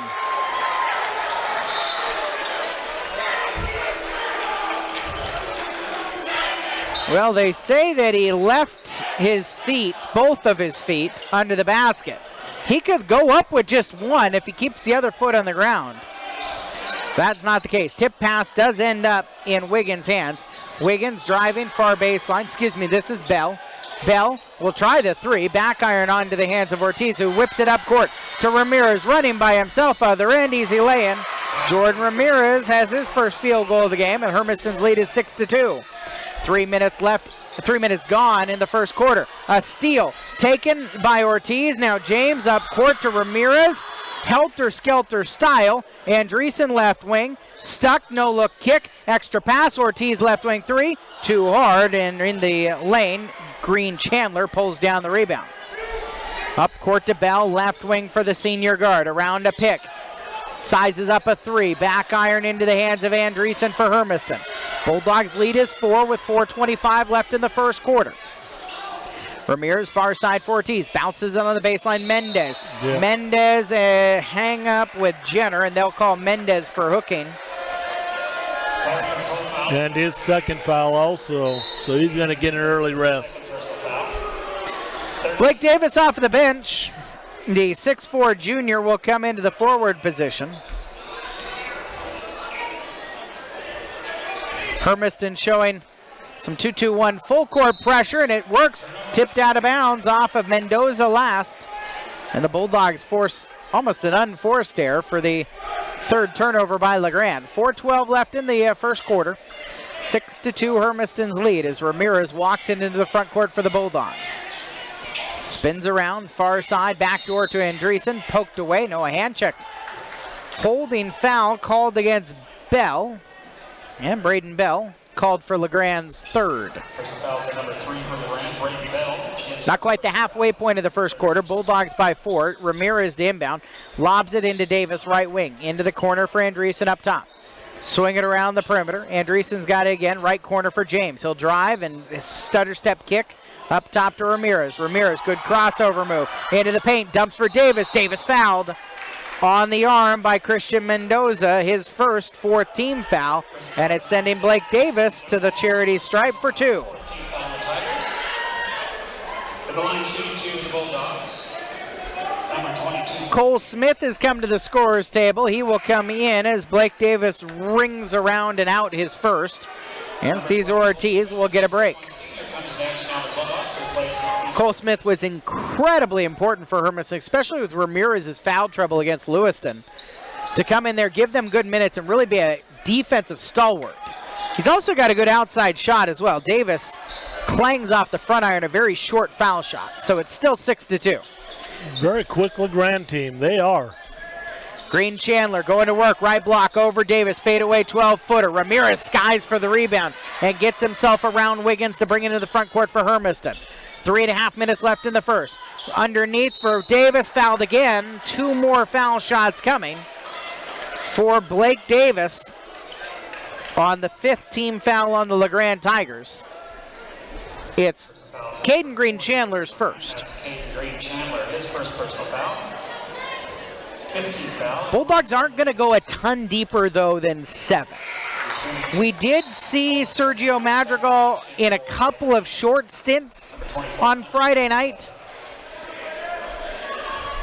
But it's pretty much Andreessen, Ortiz, James, Ramirez, Mendez, Smith, and Davis. In some order. Casey Harstein said he's not locked in to this being the rotation all year long. Davis goes 1 of 2. Hermiston's lead is now 5 with 3:13 left in the first quarter. Down inside, James, good backside defensive help, but it's off him last. Coming in, giving a shoulder bump to Green Chandler to keep him off of the ball. Yeah, they are trying to get it into Chandler now down on the box, and that's where they can do their work. Holding penalty called on Cole Smith, his first, 4th team foul. And a baseline inbound. Hunter Youngblood, who's got 2 fouls, just came back into the game. He's inbounding. Rifles in off of Davis's back. Ramirez and Davis in a 2-on-1. Blocked away by Green Chandler. Andreessen there to follow up. He can't make the follow. Tipped into the hands of Jenner. And LeGrand possesses. Down 7-2 with 2:55 left in the first quarter. Far sideline, Mendoza around a pick from Wiggins. Up top, Youngblood comes left into the lane, lefty lane, lay in past Andreessen. Youngblood's first points cut the Hermiston lead to 3. Bulldogs did get the opening points of the game. They've led so far, 2:30 left in the second quarter. Andreessen on the right wing, guarded by Youngblood. Be nice to get it back to Andreessen with Youngblood on him. Try to make a 3rd foul on the top guy out there right now for LeGrand. Youngblood works into the front court. Youngblood hesitates, underhand flips, right corner. Jenner 3-ball, knocked down. Tie game, 7 apiece. Jenner's got 5. You know what, excuse me, I said Youngblood's got 2. It's actually, he was the one who had to come out with the elbow cut. Foul, and Davis is going to the line for more trips to the charity stripe. Foul on Jenner. His first and the 6th foul. No, it's Chachas who's got the foul trouble. Youngblood just needed to get his arm taped up. Yes. And Davis needs to make some of these. Clangs that one.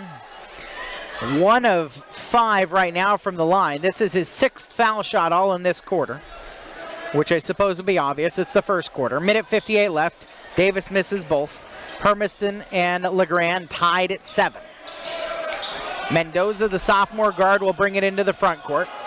Ramirez goes tumbling down trying to defend Mendoza, who tumbles as he flips it to the left corner. Youngblood tries a 3 airballed into the hands of Davis for Hermiston. Davis will get it to Ramirez. 1:38 left in the first quarter. Game tied at 7. Ramirez works in the paint, left side. Smith tries a tray. Front iron off, and Ramirez pulls the rebound away as Mendoza goes tumbling to his backside. Right corner for Andreessen. Andreessen's got a 1-on-1 with Youngblood. Bounces top of the key. Madrigal is in the game for Hermiston right now. In the lane for Davis. Blocked away by Green Chandler. On the foot race the other end. Wiggins stops at the left elbow. Got away with a walk. Blocked out by Davis. LeGrand's got a baseline inbound. Boy, he did get away from a walk there. That was way above his ears on the dribble. It's not so much that you can't dribble it that way, but it just depends on how many steps that you take in between whenever it's up like that. Davis comes out and Mendez back in for Hermiston. Inbound somehow finds Jenner. Jenner works his way into the paint, misses the jumper, and rebounded by Cole Smith. With Ramirez, Andreessen, Madrigal, and Mendez right now. Kickball. Hermiston's got a baseline inbound coming with 54 seconds left in the first quarter of a 7-all ball game.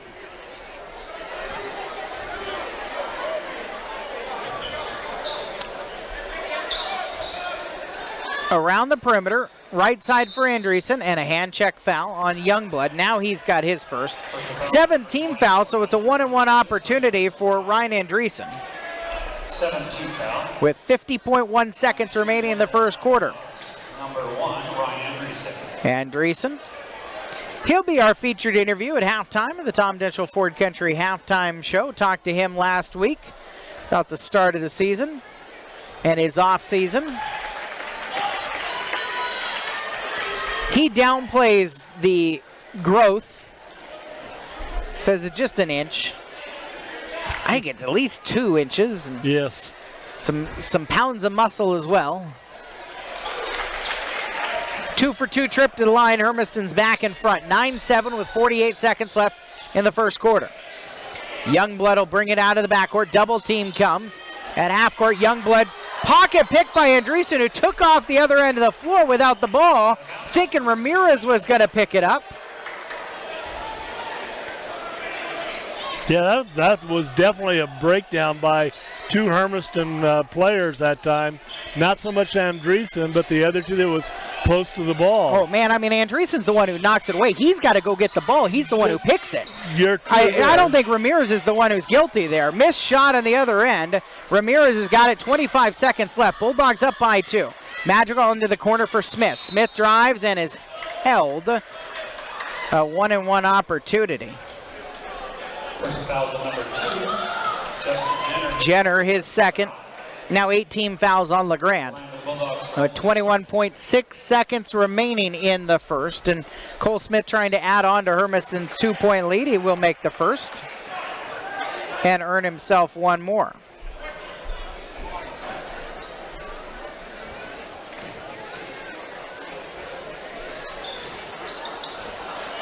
Six of 14 as Smith misses the second. Andreessen tipped back the rebound. And Andreessen's got 4 on the nice second effort play. Ball knocked out of bounds far side by Madrigal. 12-7, Hermiston's advantage with 11 seconds left in the first quarter. Shot clock is off. Into a cutting Meyer. Meyer stuck at half court. Throws near side. Jenner on the run past everybody to 10, and Jenner with his speed lays it in. He's got 7 points of the 9 for LeGrand. Half court heave for Ramirez, off iron off to the left, and that'll bring us to the end of the first quarter. 12-9 is the score line in favor of Hermiston after one quarter. We're back in a minute on KOHU.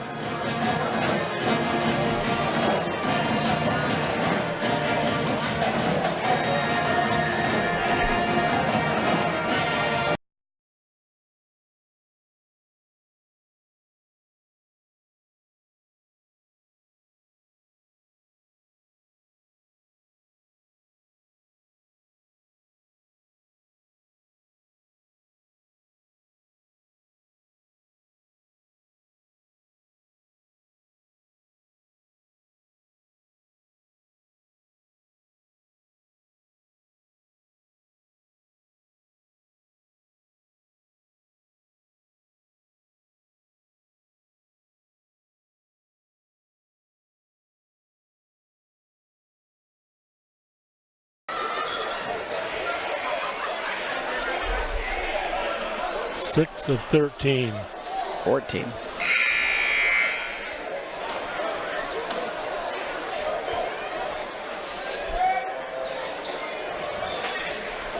Bulldogs lead is 12-9.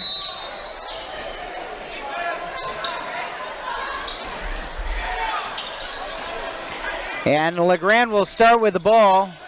Justin Jenner gets it to the top of the key. Green Chandler out. How about a three-pointer? Off iron for Wiggins. Rebound, though, tipped around, ends up in Bell's hands. Right corner, he'll try a three there. It is short and pulled down by Ramirez in traffic for Hermiston.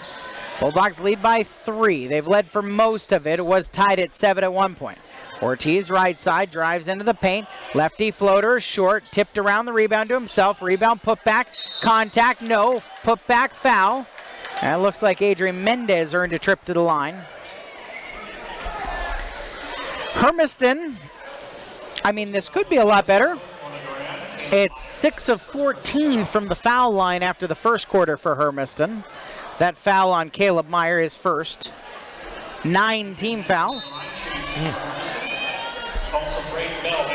Braden Bell will return for LeGrand for Zach Wiggins.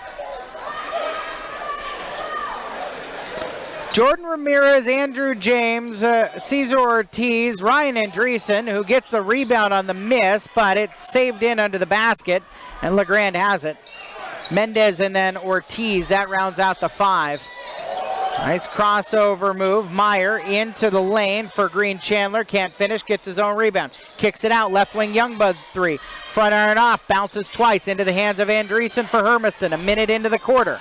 Up court, Mendez streaking the other end, easy lay-in. Wide open for Mendez, first points of the second quarter. And a 14-9 lead for Hermiston, a little more than a minute in.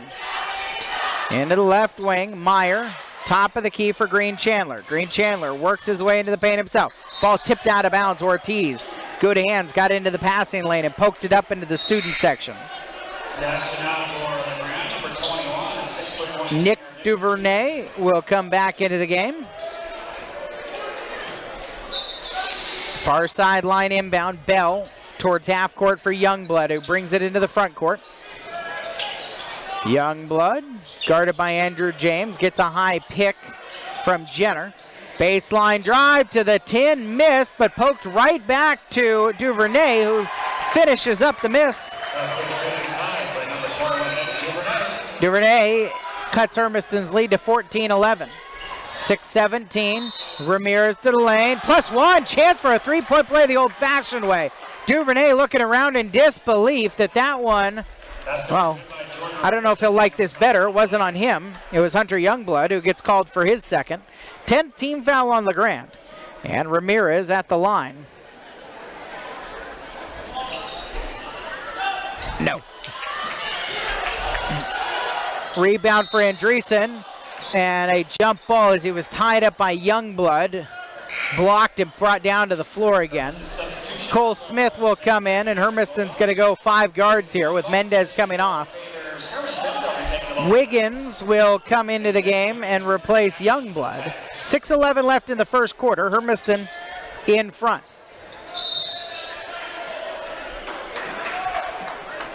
A hand check foul. No, Zach Wiggins just got called for a foul before the inbound. Boy, if memory serves, Mark Carollo earned himself a tee the last time he was here in Hermiston. Yes, he did. He's not animated or anything right now. I think he's frustrated with his team, but I'm looking at the 11-4 count on the fouls and just wondering, speculating. Andreessen, mercifully for Hermiston, makes the second of the foul shots. And so Hermiston now 1 of 5 from the charity stripe in this quarter. Foul on Meyer. Second on Meyer. Now 12 fouls on LeGrand.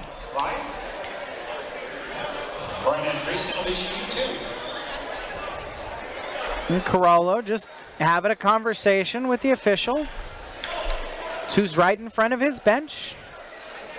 They're just talking. He's just pleading. Now, had Meyer moved his feet at all, that would have been a foul on Andreessen. But Meyer just kind of sat there and waited and let Andreessen get the body to it. Oop, there's the Mark tee. Carollo just got a technical foul. He had sat down and then he got a technical foul. So Andreessen, who just made the 2 foul shots, thank goodness, by the way, will take 2 more. Hey, if you're going to get one, by the way, when you've already got double bonus is the time to do it. It's not like you can hurt the team foul situation any worse. Yeah. Now Carollo will have to sit for the remainder, I think.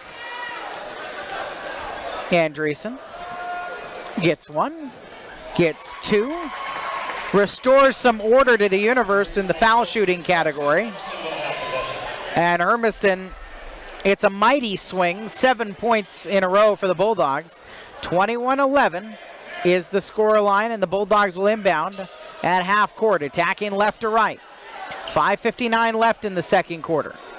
This game was tied at 7 with a couple of minutes left in the first quarter. Hermiston's lead is now 21-11. Andrew James between the rings. Inside to Ortiz. Ortiz down to left block. Help side defense knocks it away. Ortiz gets it back, flings it up. Front iron off. Ortiz gets his own rebound. 1 bounce puts it back up and in. Cesar Ortiz. He has put himself down under the rim a lot more here in the first 2 games of this campaign. And it's working out well for him because, Meyer misses and Ortiz gets the rebound. Just the amount of rebounding that he's been able to help with Hermiston, and a lot of those offensive, when you can get those offensive boards. Cole Smith the drive, Harm from behind. He's got 2 free throws coming. And LeGrand now 14 fouls. Number 21, Nick Duvernay, his first And that's Duvernay, his first. Cole Smith at the line. Coincidentally, they've spread it around really well. There's nobody with more than 2. Cole Smith, 1 of 2 trip to the line in the first quarter. And clangs the first. Christian Mendoza. Callum Ebel and Christian Mendoza in for LeGrand. Ebel for the first time tonight. And Ramirez will get a break. Sergio Madrigal in for Hermiston.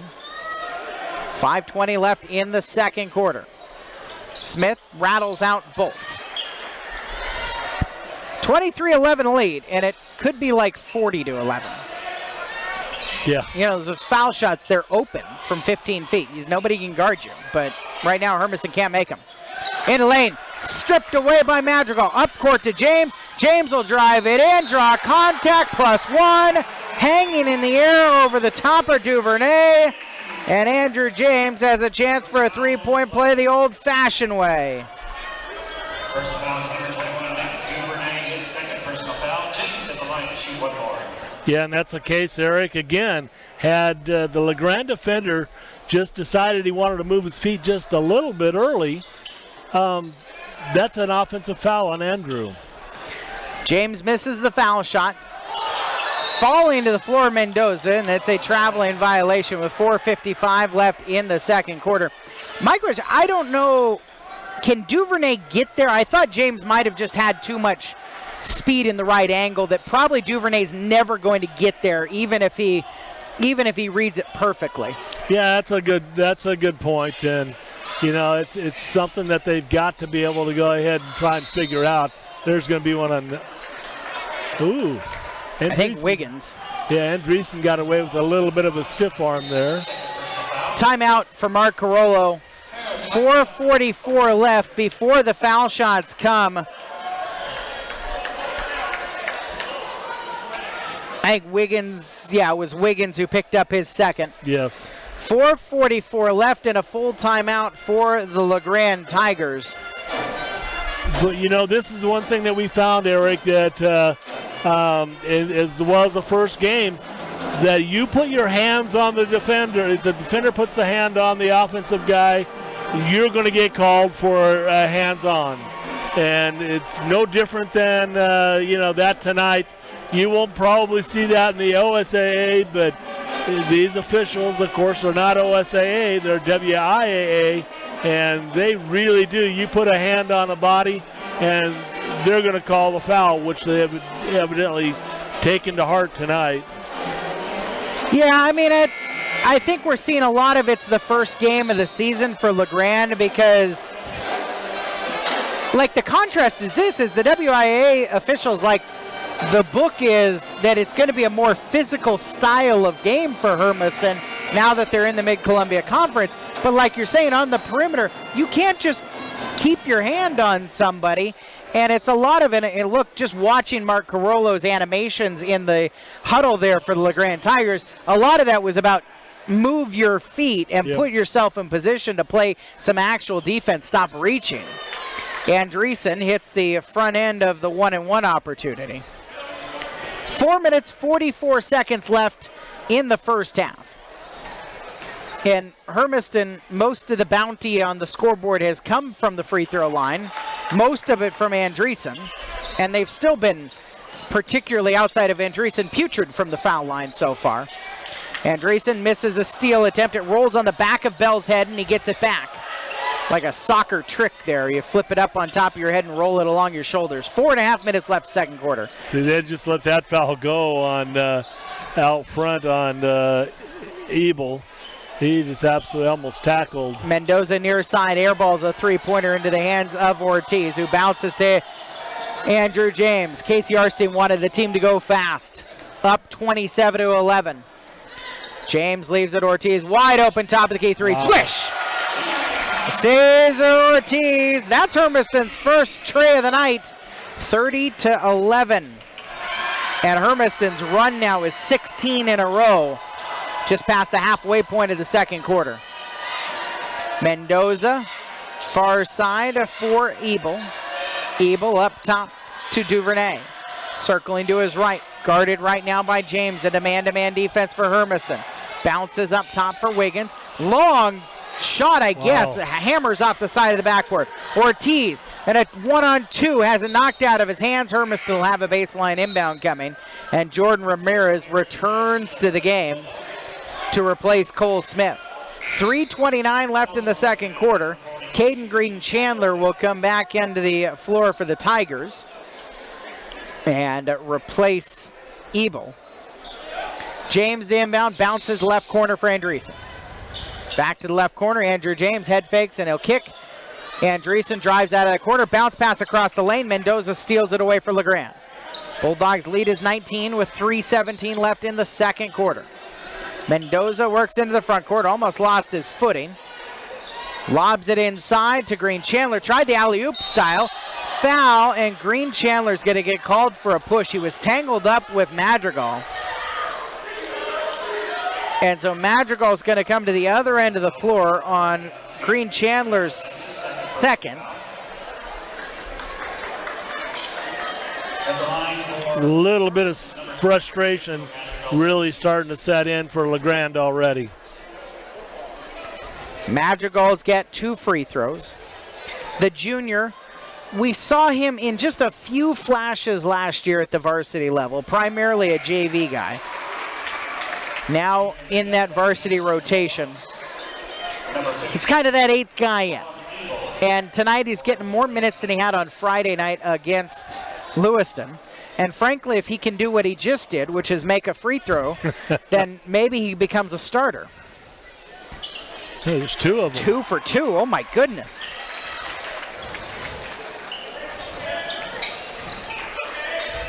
Mendoza takes the inbound, full court pressure shown by Hermiston. Mendoza gets double teamed, stuck there.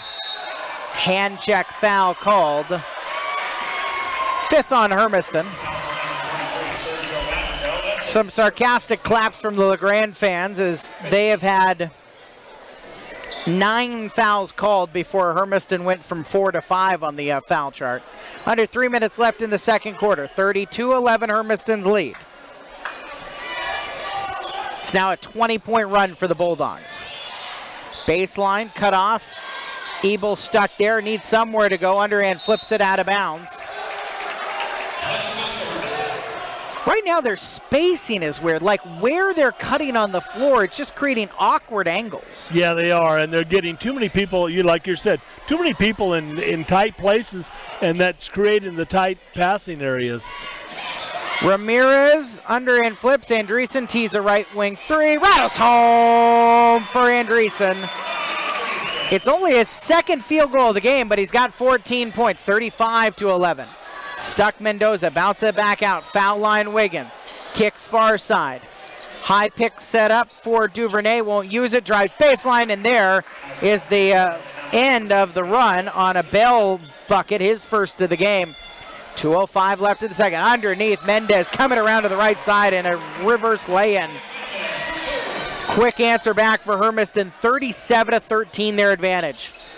Driving baseline, Andreessen foul +1. And it's Bell with a chance for a 3-point play the old-fashioned way. Ramirez called for the harm. His second, 6-team foul.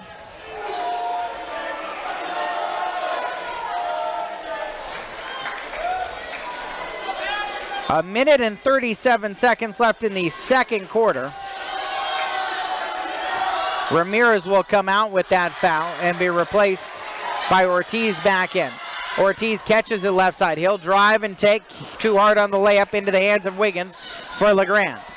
Now under 90 seconds left in the first half. 37-15 the advantage. Into the lane and a holding foul as it was ripped by Madrigal off of the hip of Wiggins. 23. Oh, they gave it to Madrigal. Boy. 17 fouls, so it should be the 1-and-1. Was that not 7? Yes. Yeah, they finally blew it up. Still says 6 on the board, but I was pretty sure that was the 7th.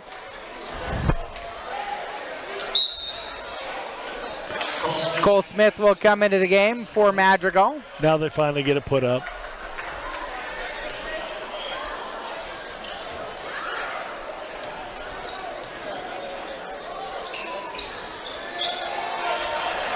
Foul shot goes. So how about one more for Mendoza? Shooting for the Tigers, number 10, Christian Mendoza.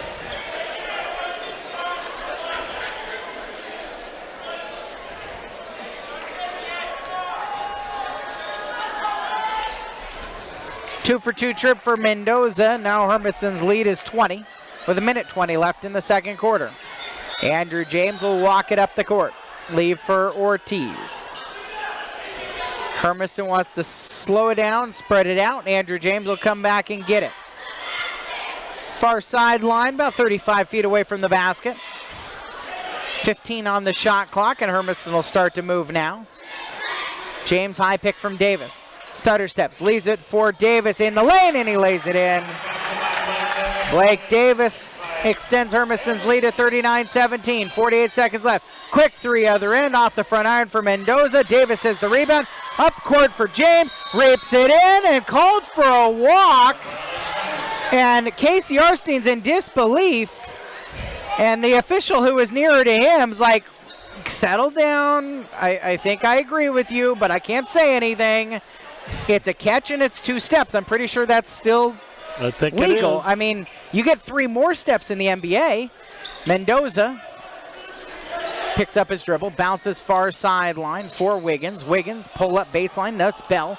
Long rebound chased down by Smith, up court to James. James, no look, force inside. It's off of everybody. Davis dives to the floor for it. And then a foul is going to be called on... It's going to be on Duvernay for jumping on top of James.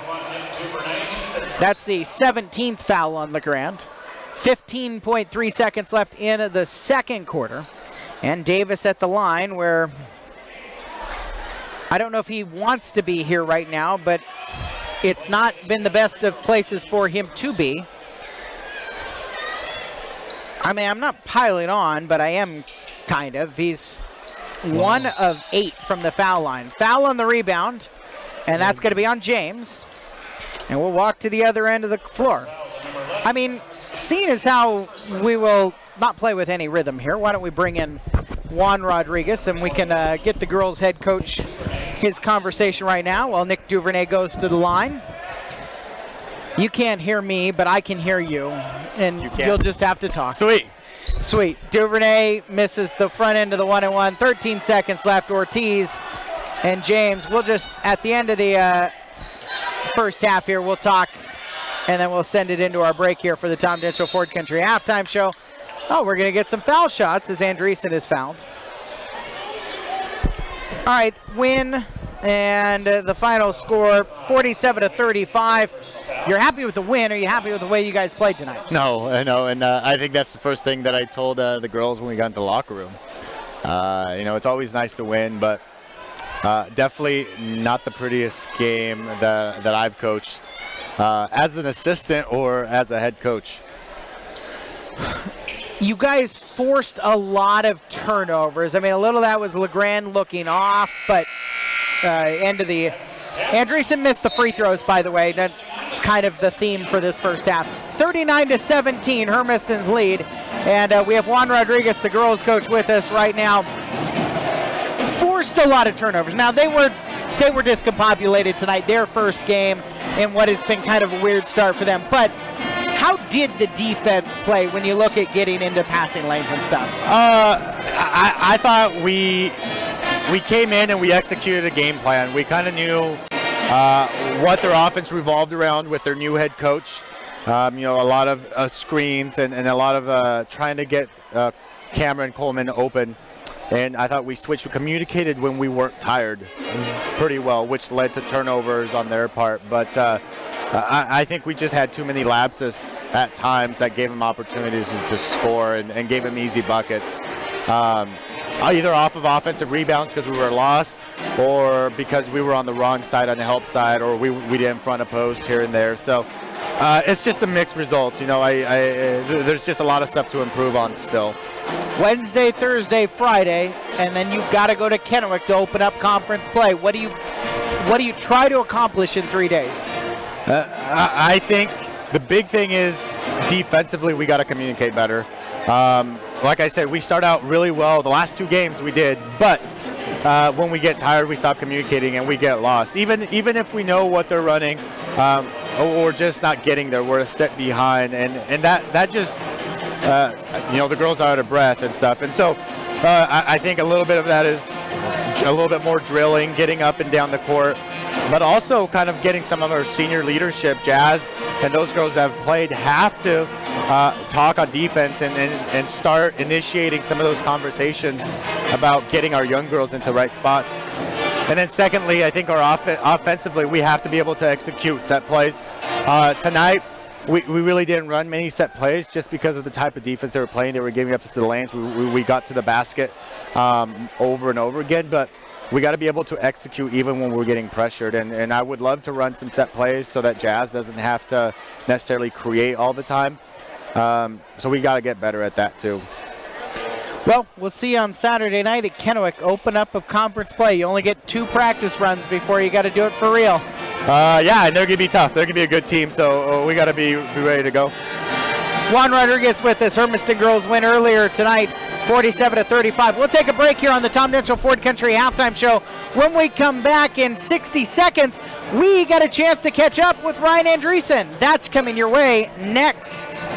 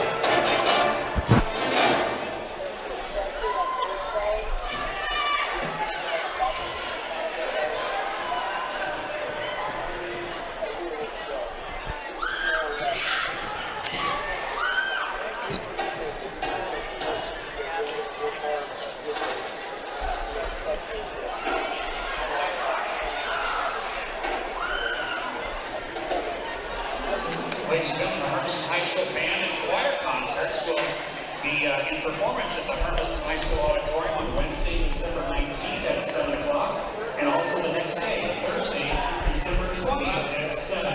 It's always a great thing to go to. It's the Hermiston High School Band and choir concerts on the 19th and 20th, both at 7 o'clock start. That's the way we're going to see these officials. They won't even, for nothing, they will not even know how to read it.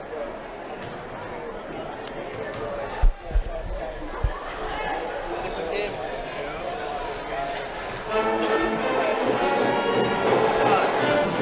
We're doing the same thing and not getting called pretty much. We're making it on our feet.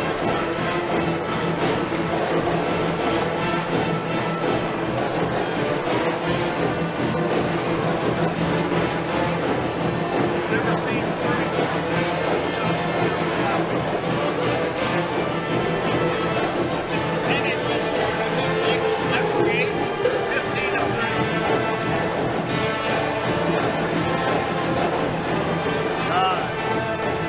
What's that, about 48%?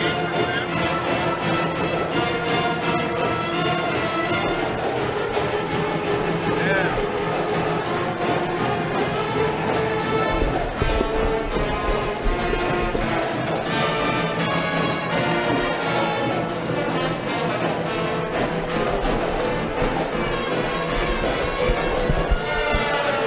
The first half, 15 to 34.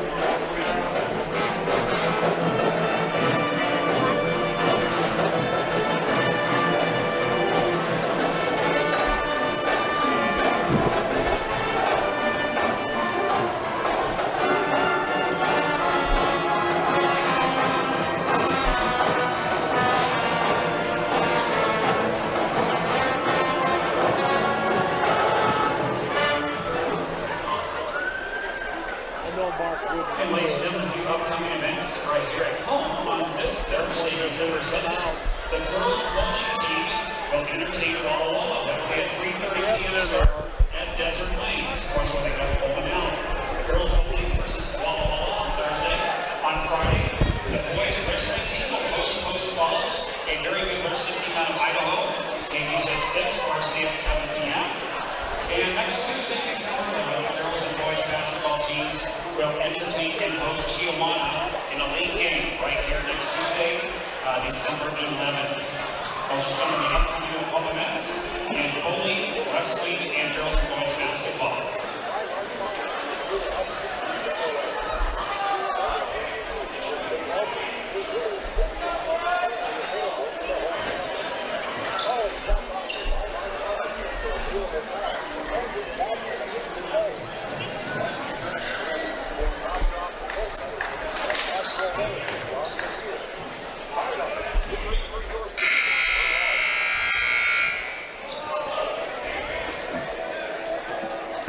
In the Old West Federal Credit Union broadcast booth at the end of halftime, Hermiston's got a 39-17 lead on Merrick Olson alongside Sonny Leby. Off the ball foul called 5 seconds into the contest. And it's on Cesar Ortiz, his first, and the first foul of the second half.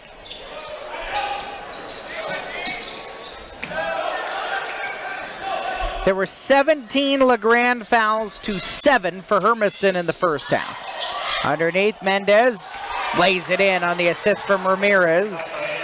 Mendez has 6, 41-17, Hermiston's advantage.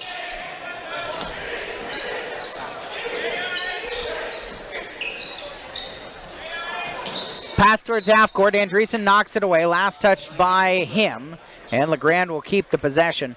Braden Bell, Nick Chachas, who played almost none of the first half with 2 quick fouls. Christian Mendoza, Hunter Youngblood, and Caden Green Chandler. Right now for LeGrande. Nobody looking, pass off of the chest of a LeGrande player. Mendez has the steal. Mendez other end, fouled on his shot attempt, and he'll go to the line for free throws. And it's Chachas. Chachas, hands on top of his head in disbelief. Nick Chachas, his third personal foul. All right, Chanchez has played maybe 2 minutes total. And I think if you're Mark Rolla, just leave him. Yeah, Mendez makes the first. By the way, not exactly the best category for Hermiston in the first half. They were 15 of 34 from the free throw line. Mendez makes both.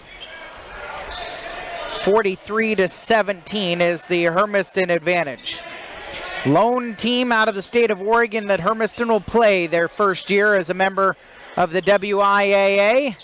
Chacha saves it in, poked out off of Green Chandler last. And Hermiston will have the ball. Mark Carollo's team got knocked out in the play-in round by Newport last year after a 10-15 record. Jordan Ramirez, Ryan Andreessen, who drives baseline, leading scorer with 14, leaves for Mendez, back to the left corner, Andreessen three ball, around and out. Foul on the rebound coming against Hermiston, and Ramirez picks up his third. Second team foul. Cole Smith in, and Ramirez will come to the bench. A little more than a minute into the contest, and Mendoza will bring it across the timeline. Near sideline, Andreessen called for a hold. Third team foul.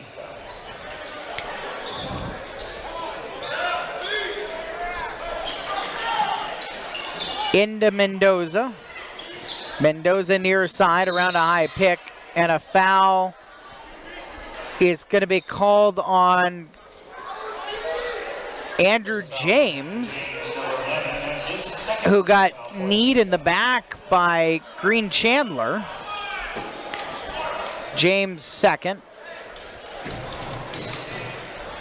Far sideline for Youngblood. 6:22 on the clock in the third quarter. Youngblood to the 10 and a lay-in. 4 points for him. First points for LeGrand in the second half. 43-19 Hermiston's lead.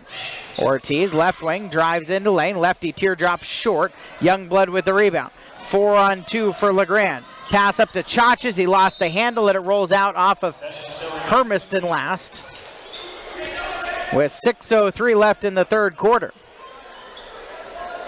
43-19 is the scoreline. Youngblood inbound on the baseline. Baskets to his right as he looks up. Rifled up top. Holding foul called on Andrew James off of the ball. It's his third, fifth team foul. Into Bell on the right perimeter. Back out to Chachas. Chachas against Smith. Picks up his dribble, finds Youngblood. Youngblood left elbow, pull up jumper. Short. James has the rebound for Hermiston. Brings it up court, over to Smith. Smith under the basket for Mendez. Whips it out, right corner, three ball, off the back iron for Ortiz. 5:40 left in the third quarter, 43-19. Don't see Ortiz missing too many open corner threes like that. Chachas will drive in against Smith, throws it over everything into the hands of Andreessen. James to Andreessen into the front court, back to James between the rings. 5 minutes, 23 seconds left in the third quarter. 43-19 Hermiston's advantage. James stuck in the paint, whips it into left corner for Andreessen. Andreessen cut off well. Back out to Ortiz, who wants to reset. Guarded by Youngblood and man-to-man. Asks for the high pick, doesn't get it. He'll give instead to Andreessen on the left wing. Mendez comes to set the high pick. Andreessen into the lane, throws it over the top of Youngblood, who falls on his backside. Andreessen's got 16. 45-19, under 5 minutes remaining in the third quarter. Chachas has it between the rings for LeGrand. Looking near side, gives it to Youngblood. Three ball up too hard. Rebound pulled down by Green Chandler, and he's got the inside position to turn the back up and lay it in for his first points of the night. Chachas scoreless. Green Chandler gets his first two of the night. This is the reason it's 45-21 with 4:27 left. And left side, Andrew James three-pointer gets the members bounce. Just the third three-pointer of the night for Hermiston. 48-21 is the score line with 4:12 left in the third. Holding foul off of the ball on Andrew James. Personal fouls on number 11. Andrew James has his fourth personal foul. Andrew James has picked up 4 fouls in 3 minutes and 49 seconds of the third quarter. James, Ortiz, and Mendez all come off the floor. Madrigal, Davis, and Smith in there with Ramirez and Andreessen. Chachas far sideline. Comes around a high pick at the top of the key. Pull up inside the three-point line. Short on the jumper. Andreessen the rebound. Just past the halfway point of the third. 48-21 is the score. Hermiston with the advantage. Cole Smith near side, head fakes and throws it right into the hands of Bell for LeGrand. Mendoza across the timeline, far sideline for Chachas.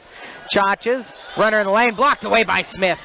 Far sideline gives to Ramirez. 3.5 minutes left in the third, and it's a 48-21 lead for Hermiston. Timeout given to Casey Arstein. He'll take a 30. 3 minutes, 26 seconds remaining. 48-21. And LeGrand on night number 1 has got a bunch of different things still to sort out here. And for this Hermiston team, I still think they've got some stuff to sort out as well, as far as being ready for Kennewick on the road on Saturday night in the Mid-Columbia Conference opener.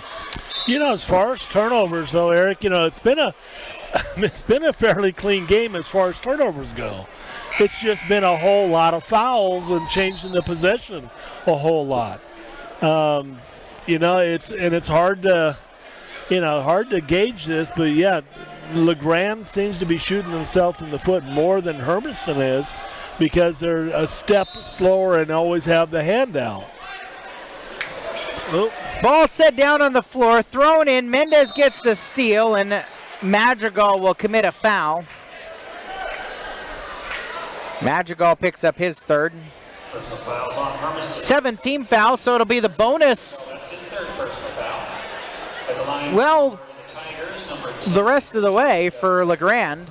7 fouls to 1 with 3:22 left in the third quarter. 48-22 is the scoreline.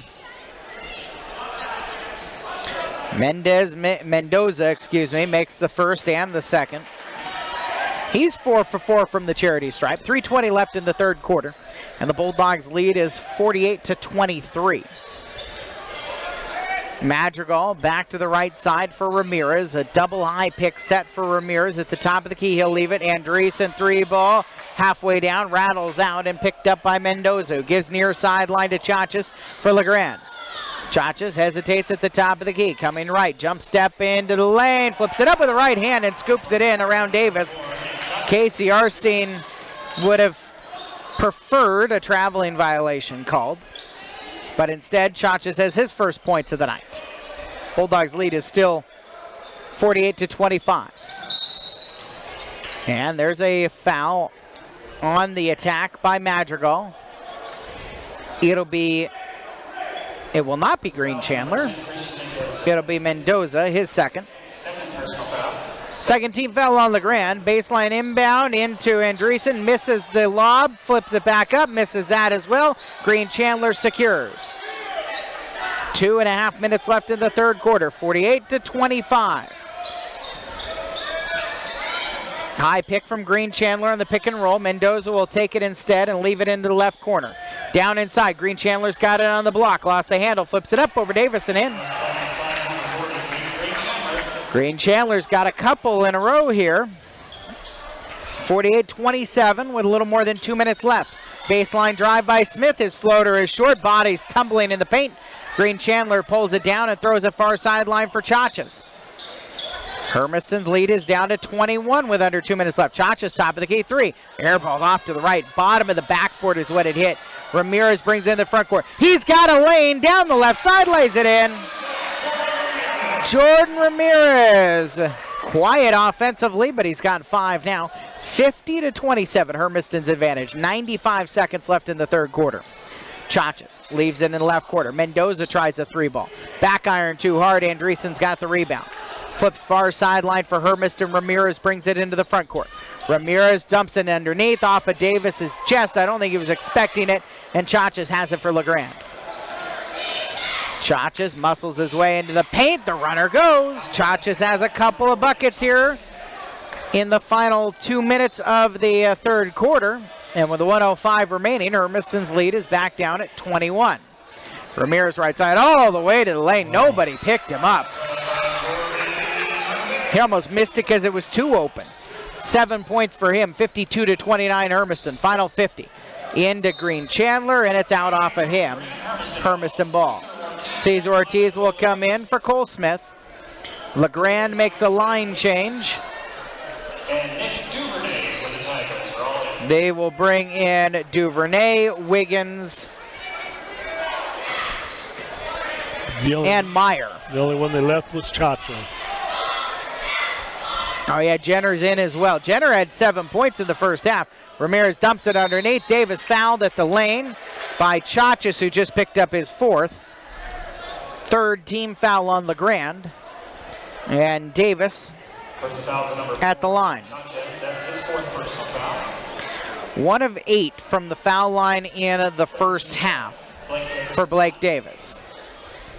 That swished. 38.2 seconds remaining in quarter number 3. Davis, good adjustment he made at halftime. 2 for 2. 54-29 Hermiston.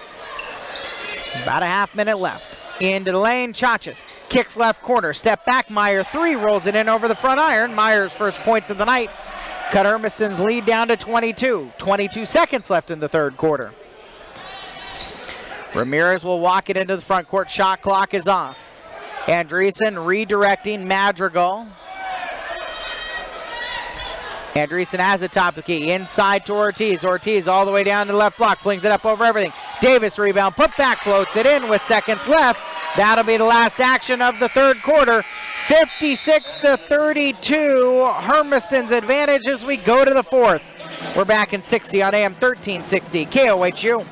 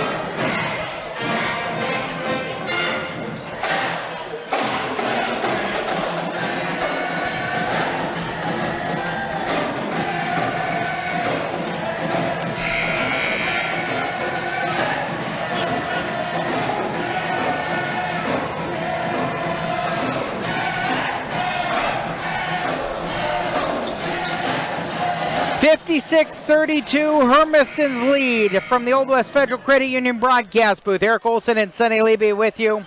Hermiston, night 2, final non-conference game of the season. They'll open up at Kennewick on Saturday.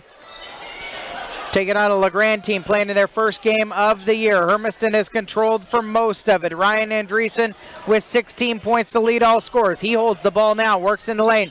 Bounces baseline, Mendez back up top. Madrigal to Ramirez. Ortiz tees a 3. Front iron will not get the roll. Rebound, put back. Madrigal's fouled on the putback by Caleb Meyer. Picks up his third. Fourth LeGrand team foul. Now it is their 21st of the game. They had 17 fouls in the first half. Hermiston is 19 of 38 from the foul line. They actually improved by going 4 for 4 in the third quarter. And Madrigal made that one.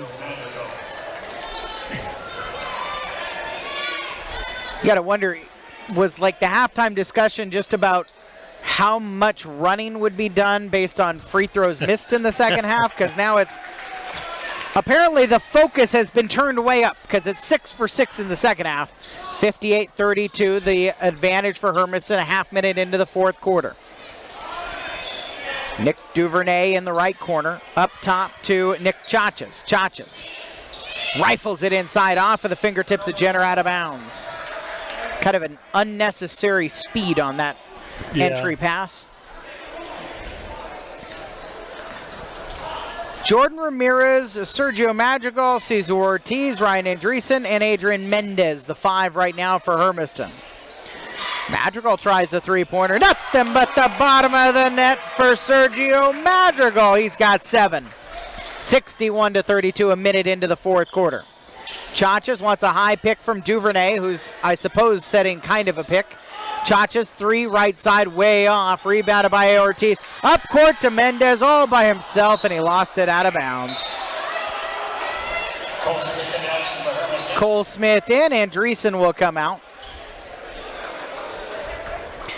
It's kind of a weird balance here. I mean, it's Tuesday night, so you've got 3 days of practice before you go to Kennewick on Saturday. It's the very start of the season. So for KCRC and the coaching staff, you have to balance, hey, how much do I want the varsity guys to get time, and how much do I want to rest them, especially in a 61-32 game right now with 6.5 minutes left in the fourth. Far sideline and bringing it to the top. Bounce Chachas in the right corner. Got away with a travel. He'll drive into the right block, throw it over everything. And a rebounded by Cole Smith. Smith to Ramirez. Ramirez down the far sideline. Leaves it in the right corner. Madrigal passes up a 3. Top of the key. Smith to Ortiz. Extra pass. Ramirez 3. Left corner. Off iron. And into the hands of Meyer, who kicks it near side to Chachas for LeGrand. 2 minutes into the fourth quarter. Driving baseline. Flipped up and in by Jenner. Jenner's first point since the 7-point outburst he had in the first quarter. 61-34, Hermiston's lead. A little more than 2 minutes gone in the fourth now. Ortiz holding on the left wing. Up top for Smith, coming to his left.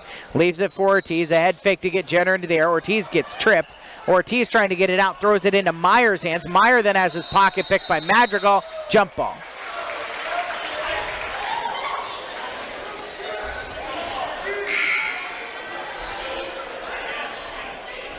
Madrigal a little bit frustrated. Mendez pulling him away from the pile of bodies and calming him down a bit. That's the one thing Mendez does. He's such a calm head out there that you don't see him show emotion very often at all. And it's it's a good thing for him, for a good senior. Music starts playing. Chachas underhand flips near side to Wiggins. Throw to a cutting Jenner, right side, lays it in. Jenner has 11. 61-36, 5:15 left in the fourth quarter. Ramirez at the foul line, underhand flips to Ortiz, a head fake, and he'll drive, and Jenner almost picks it. Ortiz gets it back, right corner. Madrigal tees another tray, back iron too hard. Ramirez gets his fingertips on the rebound, and then we've got bodies flying here. A holding foul is called, as Chachas is down along with Mendez, along with Duvernay. Duvernay is going to be the one who's called for the foul. 4 on him. Blake Davis will come back into the game. That's LeGrand's 5th, by the way. And Mendez will come out. Baseline inbound, Ortiz right into Ramirez, up top to Madrigal, back over to the right side. Ortiz 3 ball, rattles around and out. Davis offensive rebound, has it ripped out of his hands by Chachas. And then Davis commits a foul. His first. 8 fouls, so we'll go to the other end of the floor. Nick Chachas will get to shoot some free throws. Ryan Andreessen will come back into the game and give Madrigal a break. Shooting 1-1 for LeGrand, number 4, Nick Chachas. The official is going to start the free throws. First brings at least the 8 guys around the free throw line and says, hey, let's all settle it down a little bit, just play basketball. 4:51 left in the fourth quarter. There have been some slightly sharper elbows and harder shoves in the last couple minutes. 61-36, Hermiston's lead, and a foul. Somehow on the floor, Hermiston will have a baseline inbound. On the 16 foul on LeGrand. And Chachas. And Chachas just fouled out of the game. Nick Chachas, that's his 5th personal foul. He'll finish with 4 points. Couple of baskets made in the third quarter. Mark Carollo has 30 seconds. He'll walk down the bench. He's going to take all of his 30 seconds right now and tell Hunter Youngblood he's got to come into the game. And so Youngblood will come in for Chachis, who's fouled out.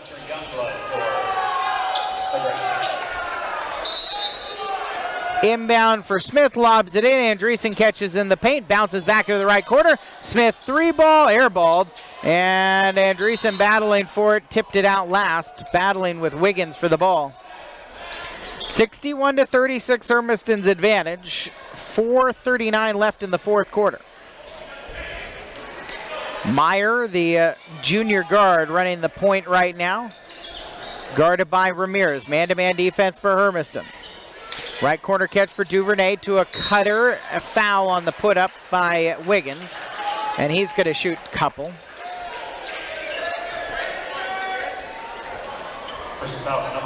Looks like maybe a fresh face coming into the game for Hermiston.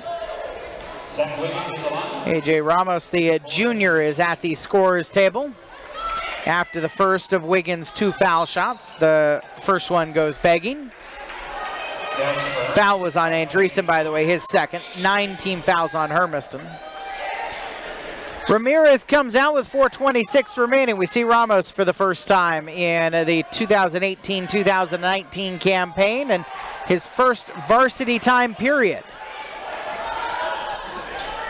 Wiggins made the second, and Hermiston's lead is 61-37. Ortiz into the lane, lefty too hard, poked it away from Youngblood, but out of bounds. Legrand's ball with 4:14 left, facing a 24-point deficit. Madrigal will come in, and Ortiz is out now.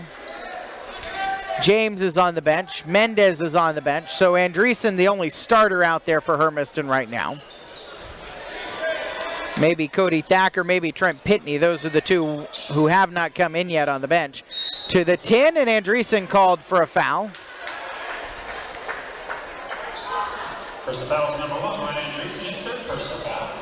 His third, 10th team foul, Justin Jenner, who missed his only foul shot of this game, will take 2.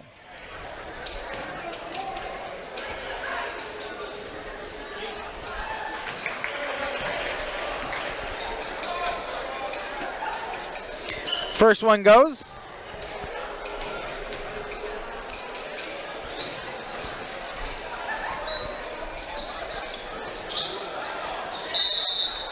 And surprisingly, a missed free throw. And even more surprisingly, a foul. Andreessen just got called for his 4th. 11th team foul. So now Wiggins gets to shoot 2.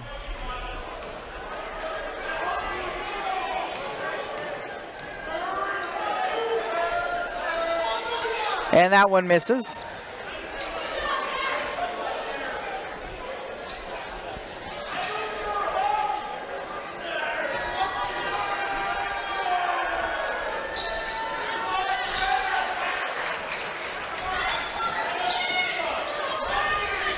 Two for two trip cuts Hermiston's lead to 61-39, just past the halfway point of the fourth quarter.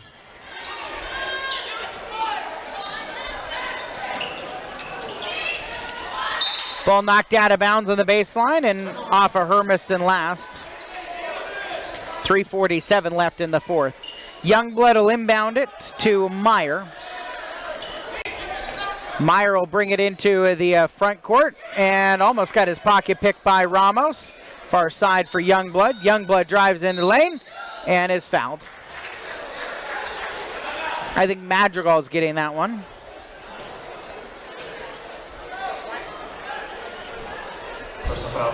It is his 4th. And KCRC wants a timeout. 3:35 left in the fourth quarter. 61-39 is the lead for the Hermiston Bulldogs. It's a full timeout. Let's take a minute as well on KOHU.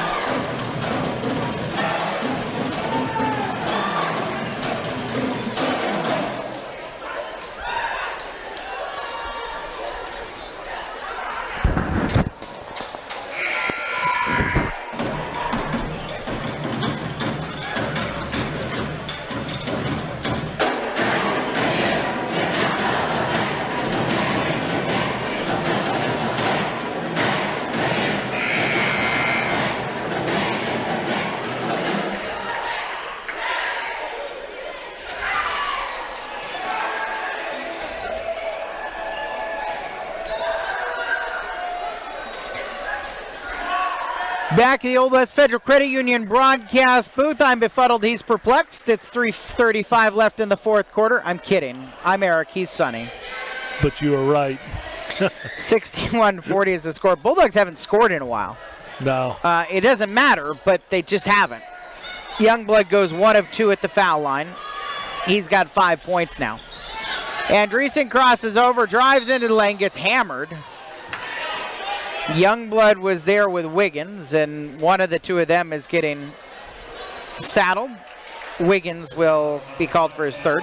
And here comes Cody Thacker, which is understandable. I mean, you can't... No, this one's Trent Pitney. Oh, Pitney, yeah. Andreessen makes the first, and Pitney's going to come in for Andreessen. Andreessen's got 17. He's got one more foul shot coming, and then he'll come out. Youngblood checked out of the game, by the way, for Braden Bell. Andreessen 2 for 2.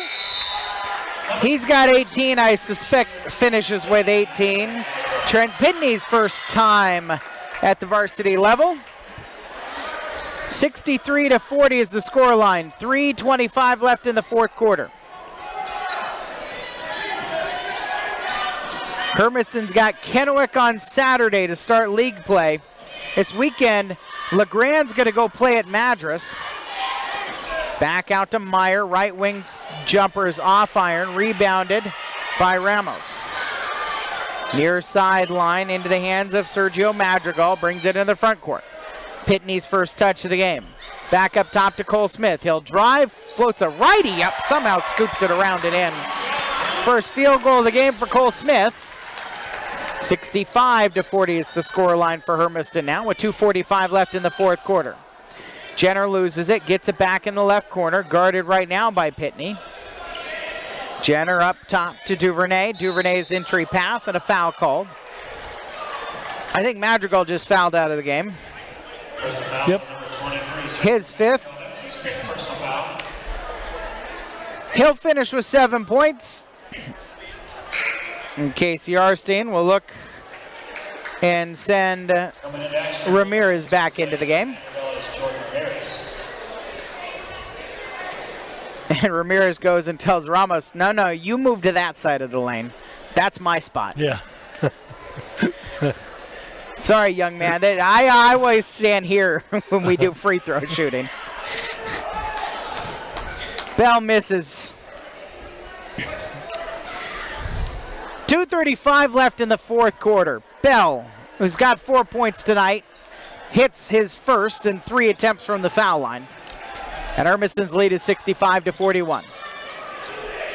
Ramirez, high pick from Davis on the pick and roll. Ramirez lost it, pings out all the way to half court where Pitney chases it down. Pitney needs help. Pitney is stuck. Pitney flips, and 5 seconds closely guarded is going to be called.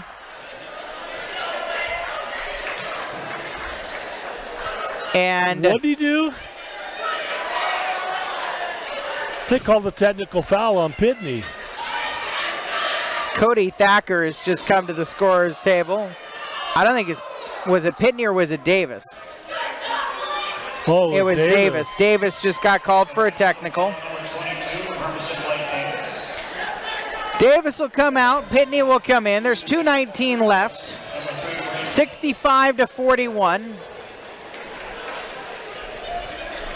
And Casey Arstein's getting his explanation for exactly what Davis did. This was called by the official on the other side of the floor. There were 2 officials closer to where the play happened. So the foul shots, he missed both of them. Didn't he? Yeah.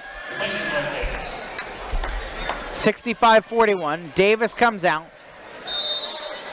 2:19 left. One technical on Mark Carollo, one technical on Blake Davis. 40 some odd fouls in this game. Finish by Wiggins at the 10. 65-43 is the score line now. Ramirez drives in, bumped off of the ball, racing the other end of the floor. Duvernay. And a foul is going to be called on Ramos.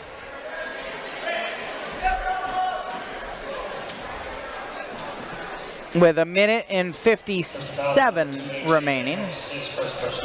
Duvernay will go to the line. And he'll take a couple of foul shots. You know, sometimes in practice they take 100 foul shots on a day. We're actually going to get it in this game. We're going to get real close.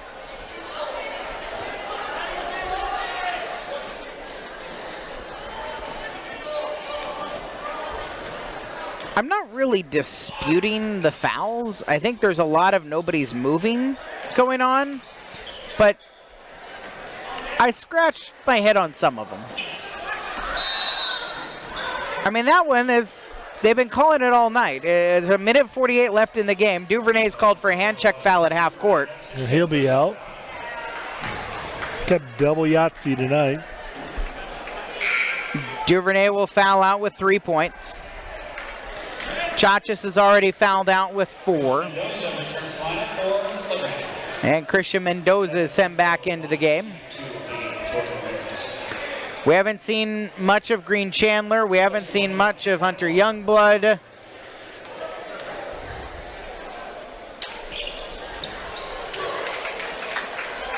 Ramirez makes the foul shot and he gets one more.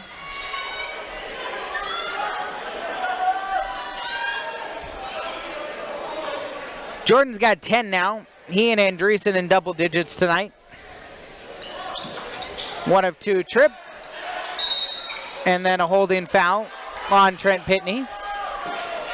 I mean, now, Pitney got shoved in the back on the rebound. But then he committed the hand check foul. I'm not disputing that one. No. Callum Ebel will shoot a couple. Hey, so Saturday we'll go on the air at 5:30 from Kennewick High School on AM 1360 KOHU. And our new web stream powered by Eastern Oregon Telecom, internet at the speed of life. You can find it as ever at GoHermiston.com, or you can go to Mixler.com and search us up at 1360 KOHU. Ebel misses both. Ramos finds Ramirez, who's out there shepherding this game to its conclusion. 66-44 is the advantage. 95 seconds remaining. Hermiston's going to start the season 2-0. And the ever-important RPI that the WIAA has instituted, like Oregon's run for many years. The wins are nice. The wins are important. Lob up court near sideline for Meyer. Meyer has defenders fly past him. Hands off to Wiggins. Top of the key for Jenner. Jenner's got 12 in this game. Jenner tries the top of the key 3, airballed it. Meyer running baseline, caught it. Mendoza left elbow jumper is short. And Ramos has it for Hermiston. A minute left. 66-44 the score. Braden Bell, the senior, having a long conversation with Mark Carollo on the bench. Mark has had that seatbelt rule on him since his first half technical foul. Foul on Thacker's take to the 10. And so Cody Thacker is going to go to the line with foul shots on the line with 42.6. It's a triple Yahtzee. Oh, and Zach Wiggins is fouled out of the game. Wiggins will finish with 4. The student section, which left a little bit to be desired in the size category here on Scrubs night. You know, students, if you don't have scrubs, which is understandable, you can still come.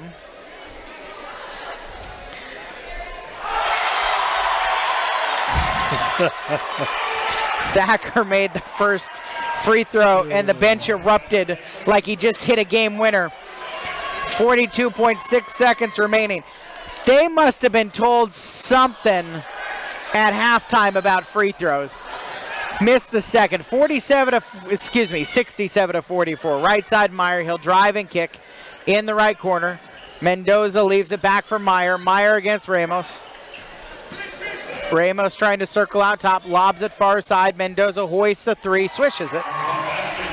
Mendoza's got 7, and it's a 20-point game. With 17 seconds left, Ramirez will dribble out the clock And the Hermiston Bulldogs will improve to 2-0. LeGrand starts their season 0-1, losing here in Hermiston in their season opener, a week later than everybody else in the state.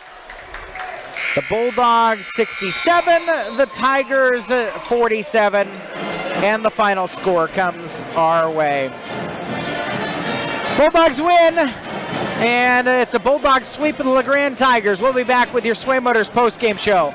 2 minutes here on AM 1360 KOHU.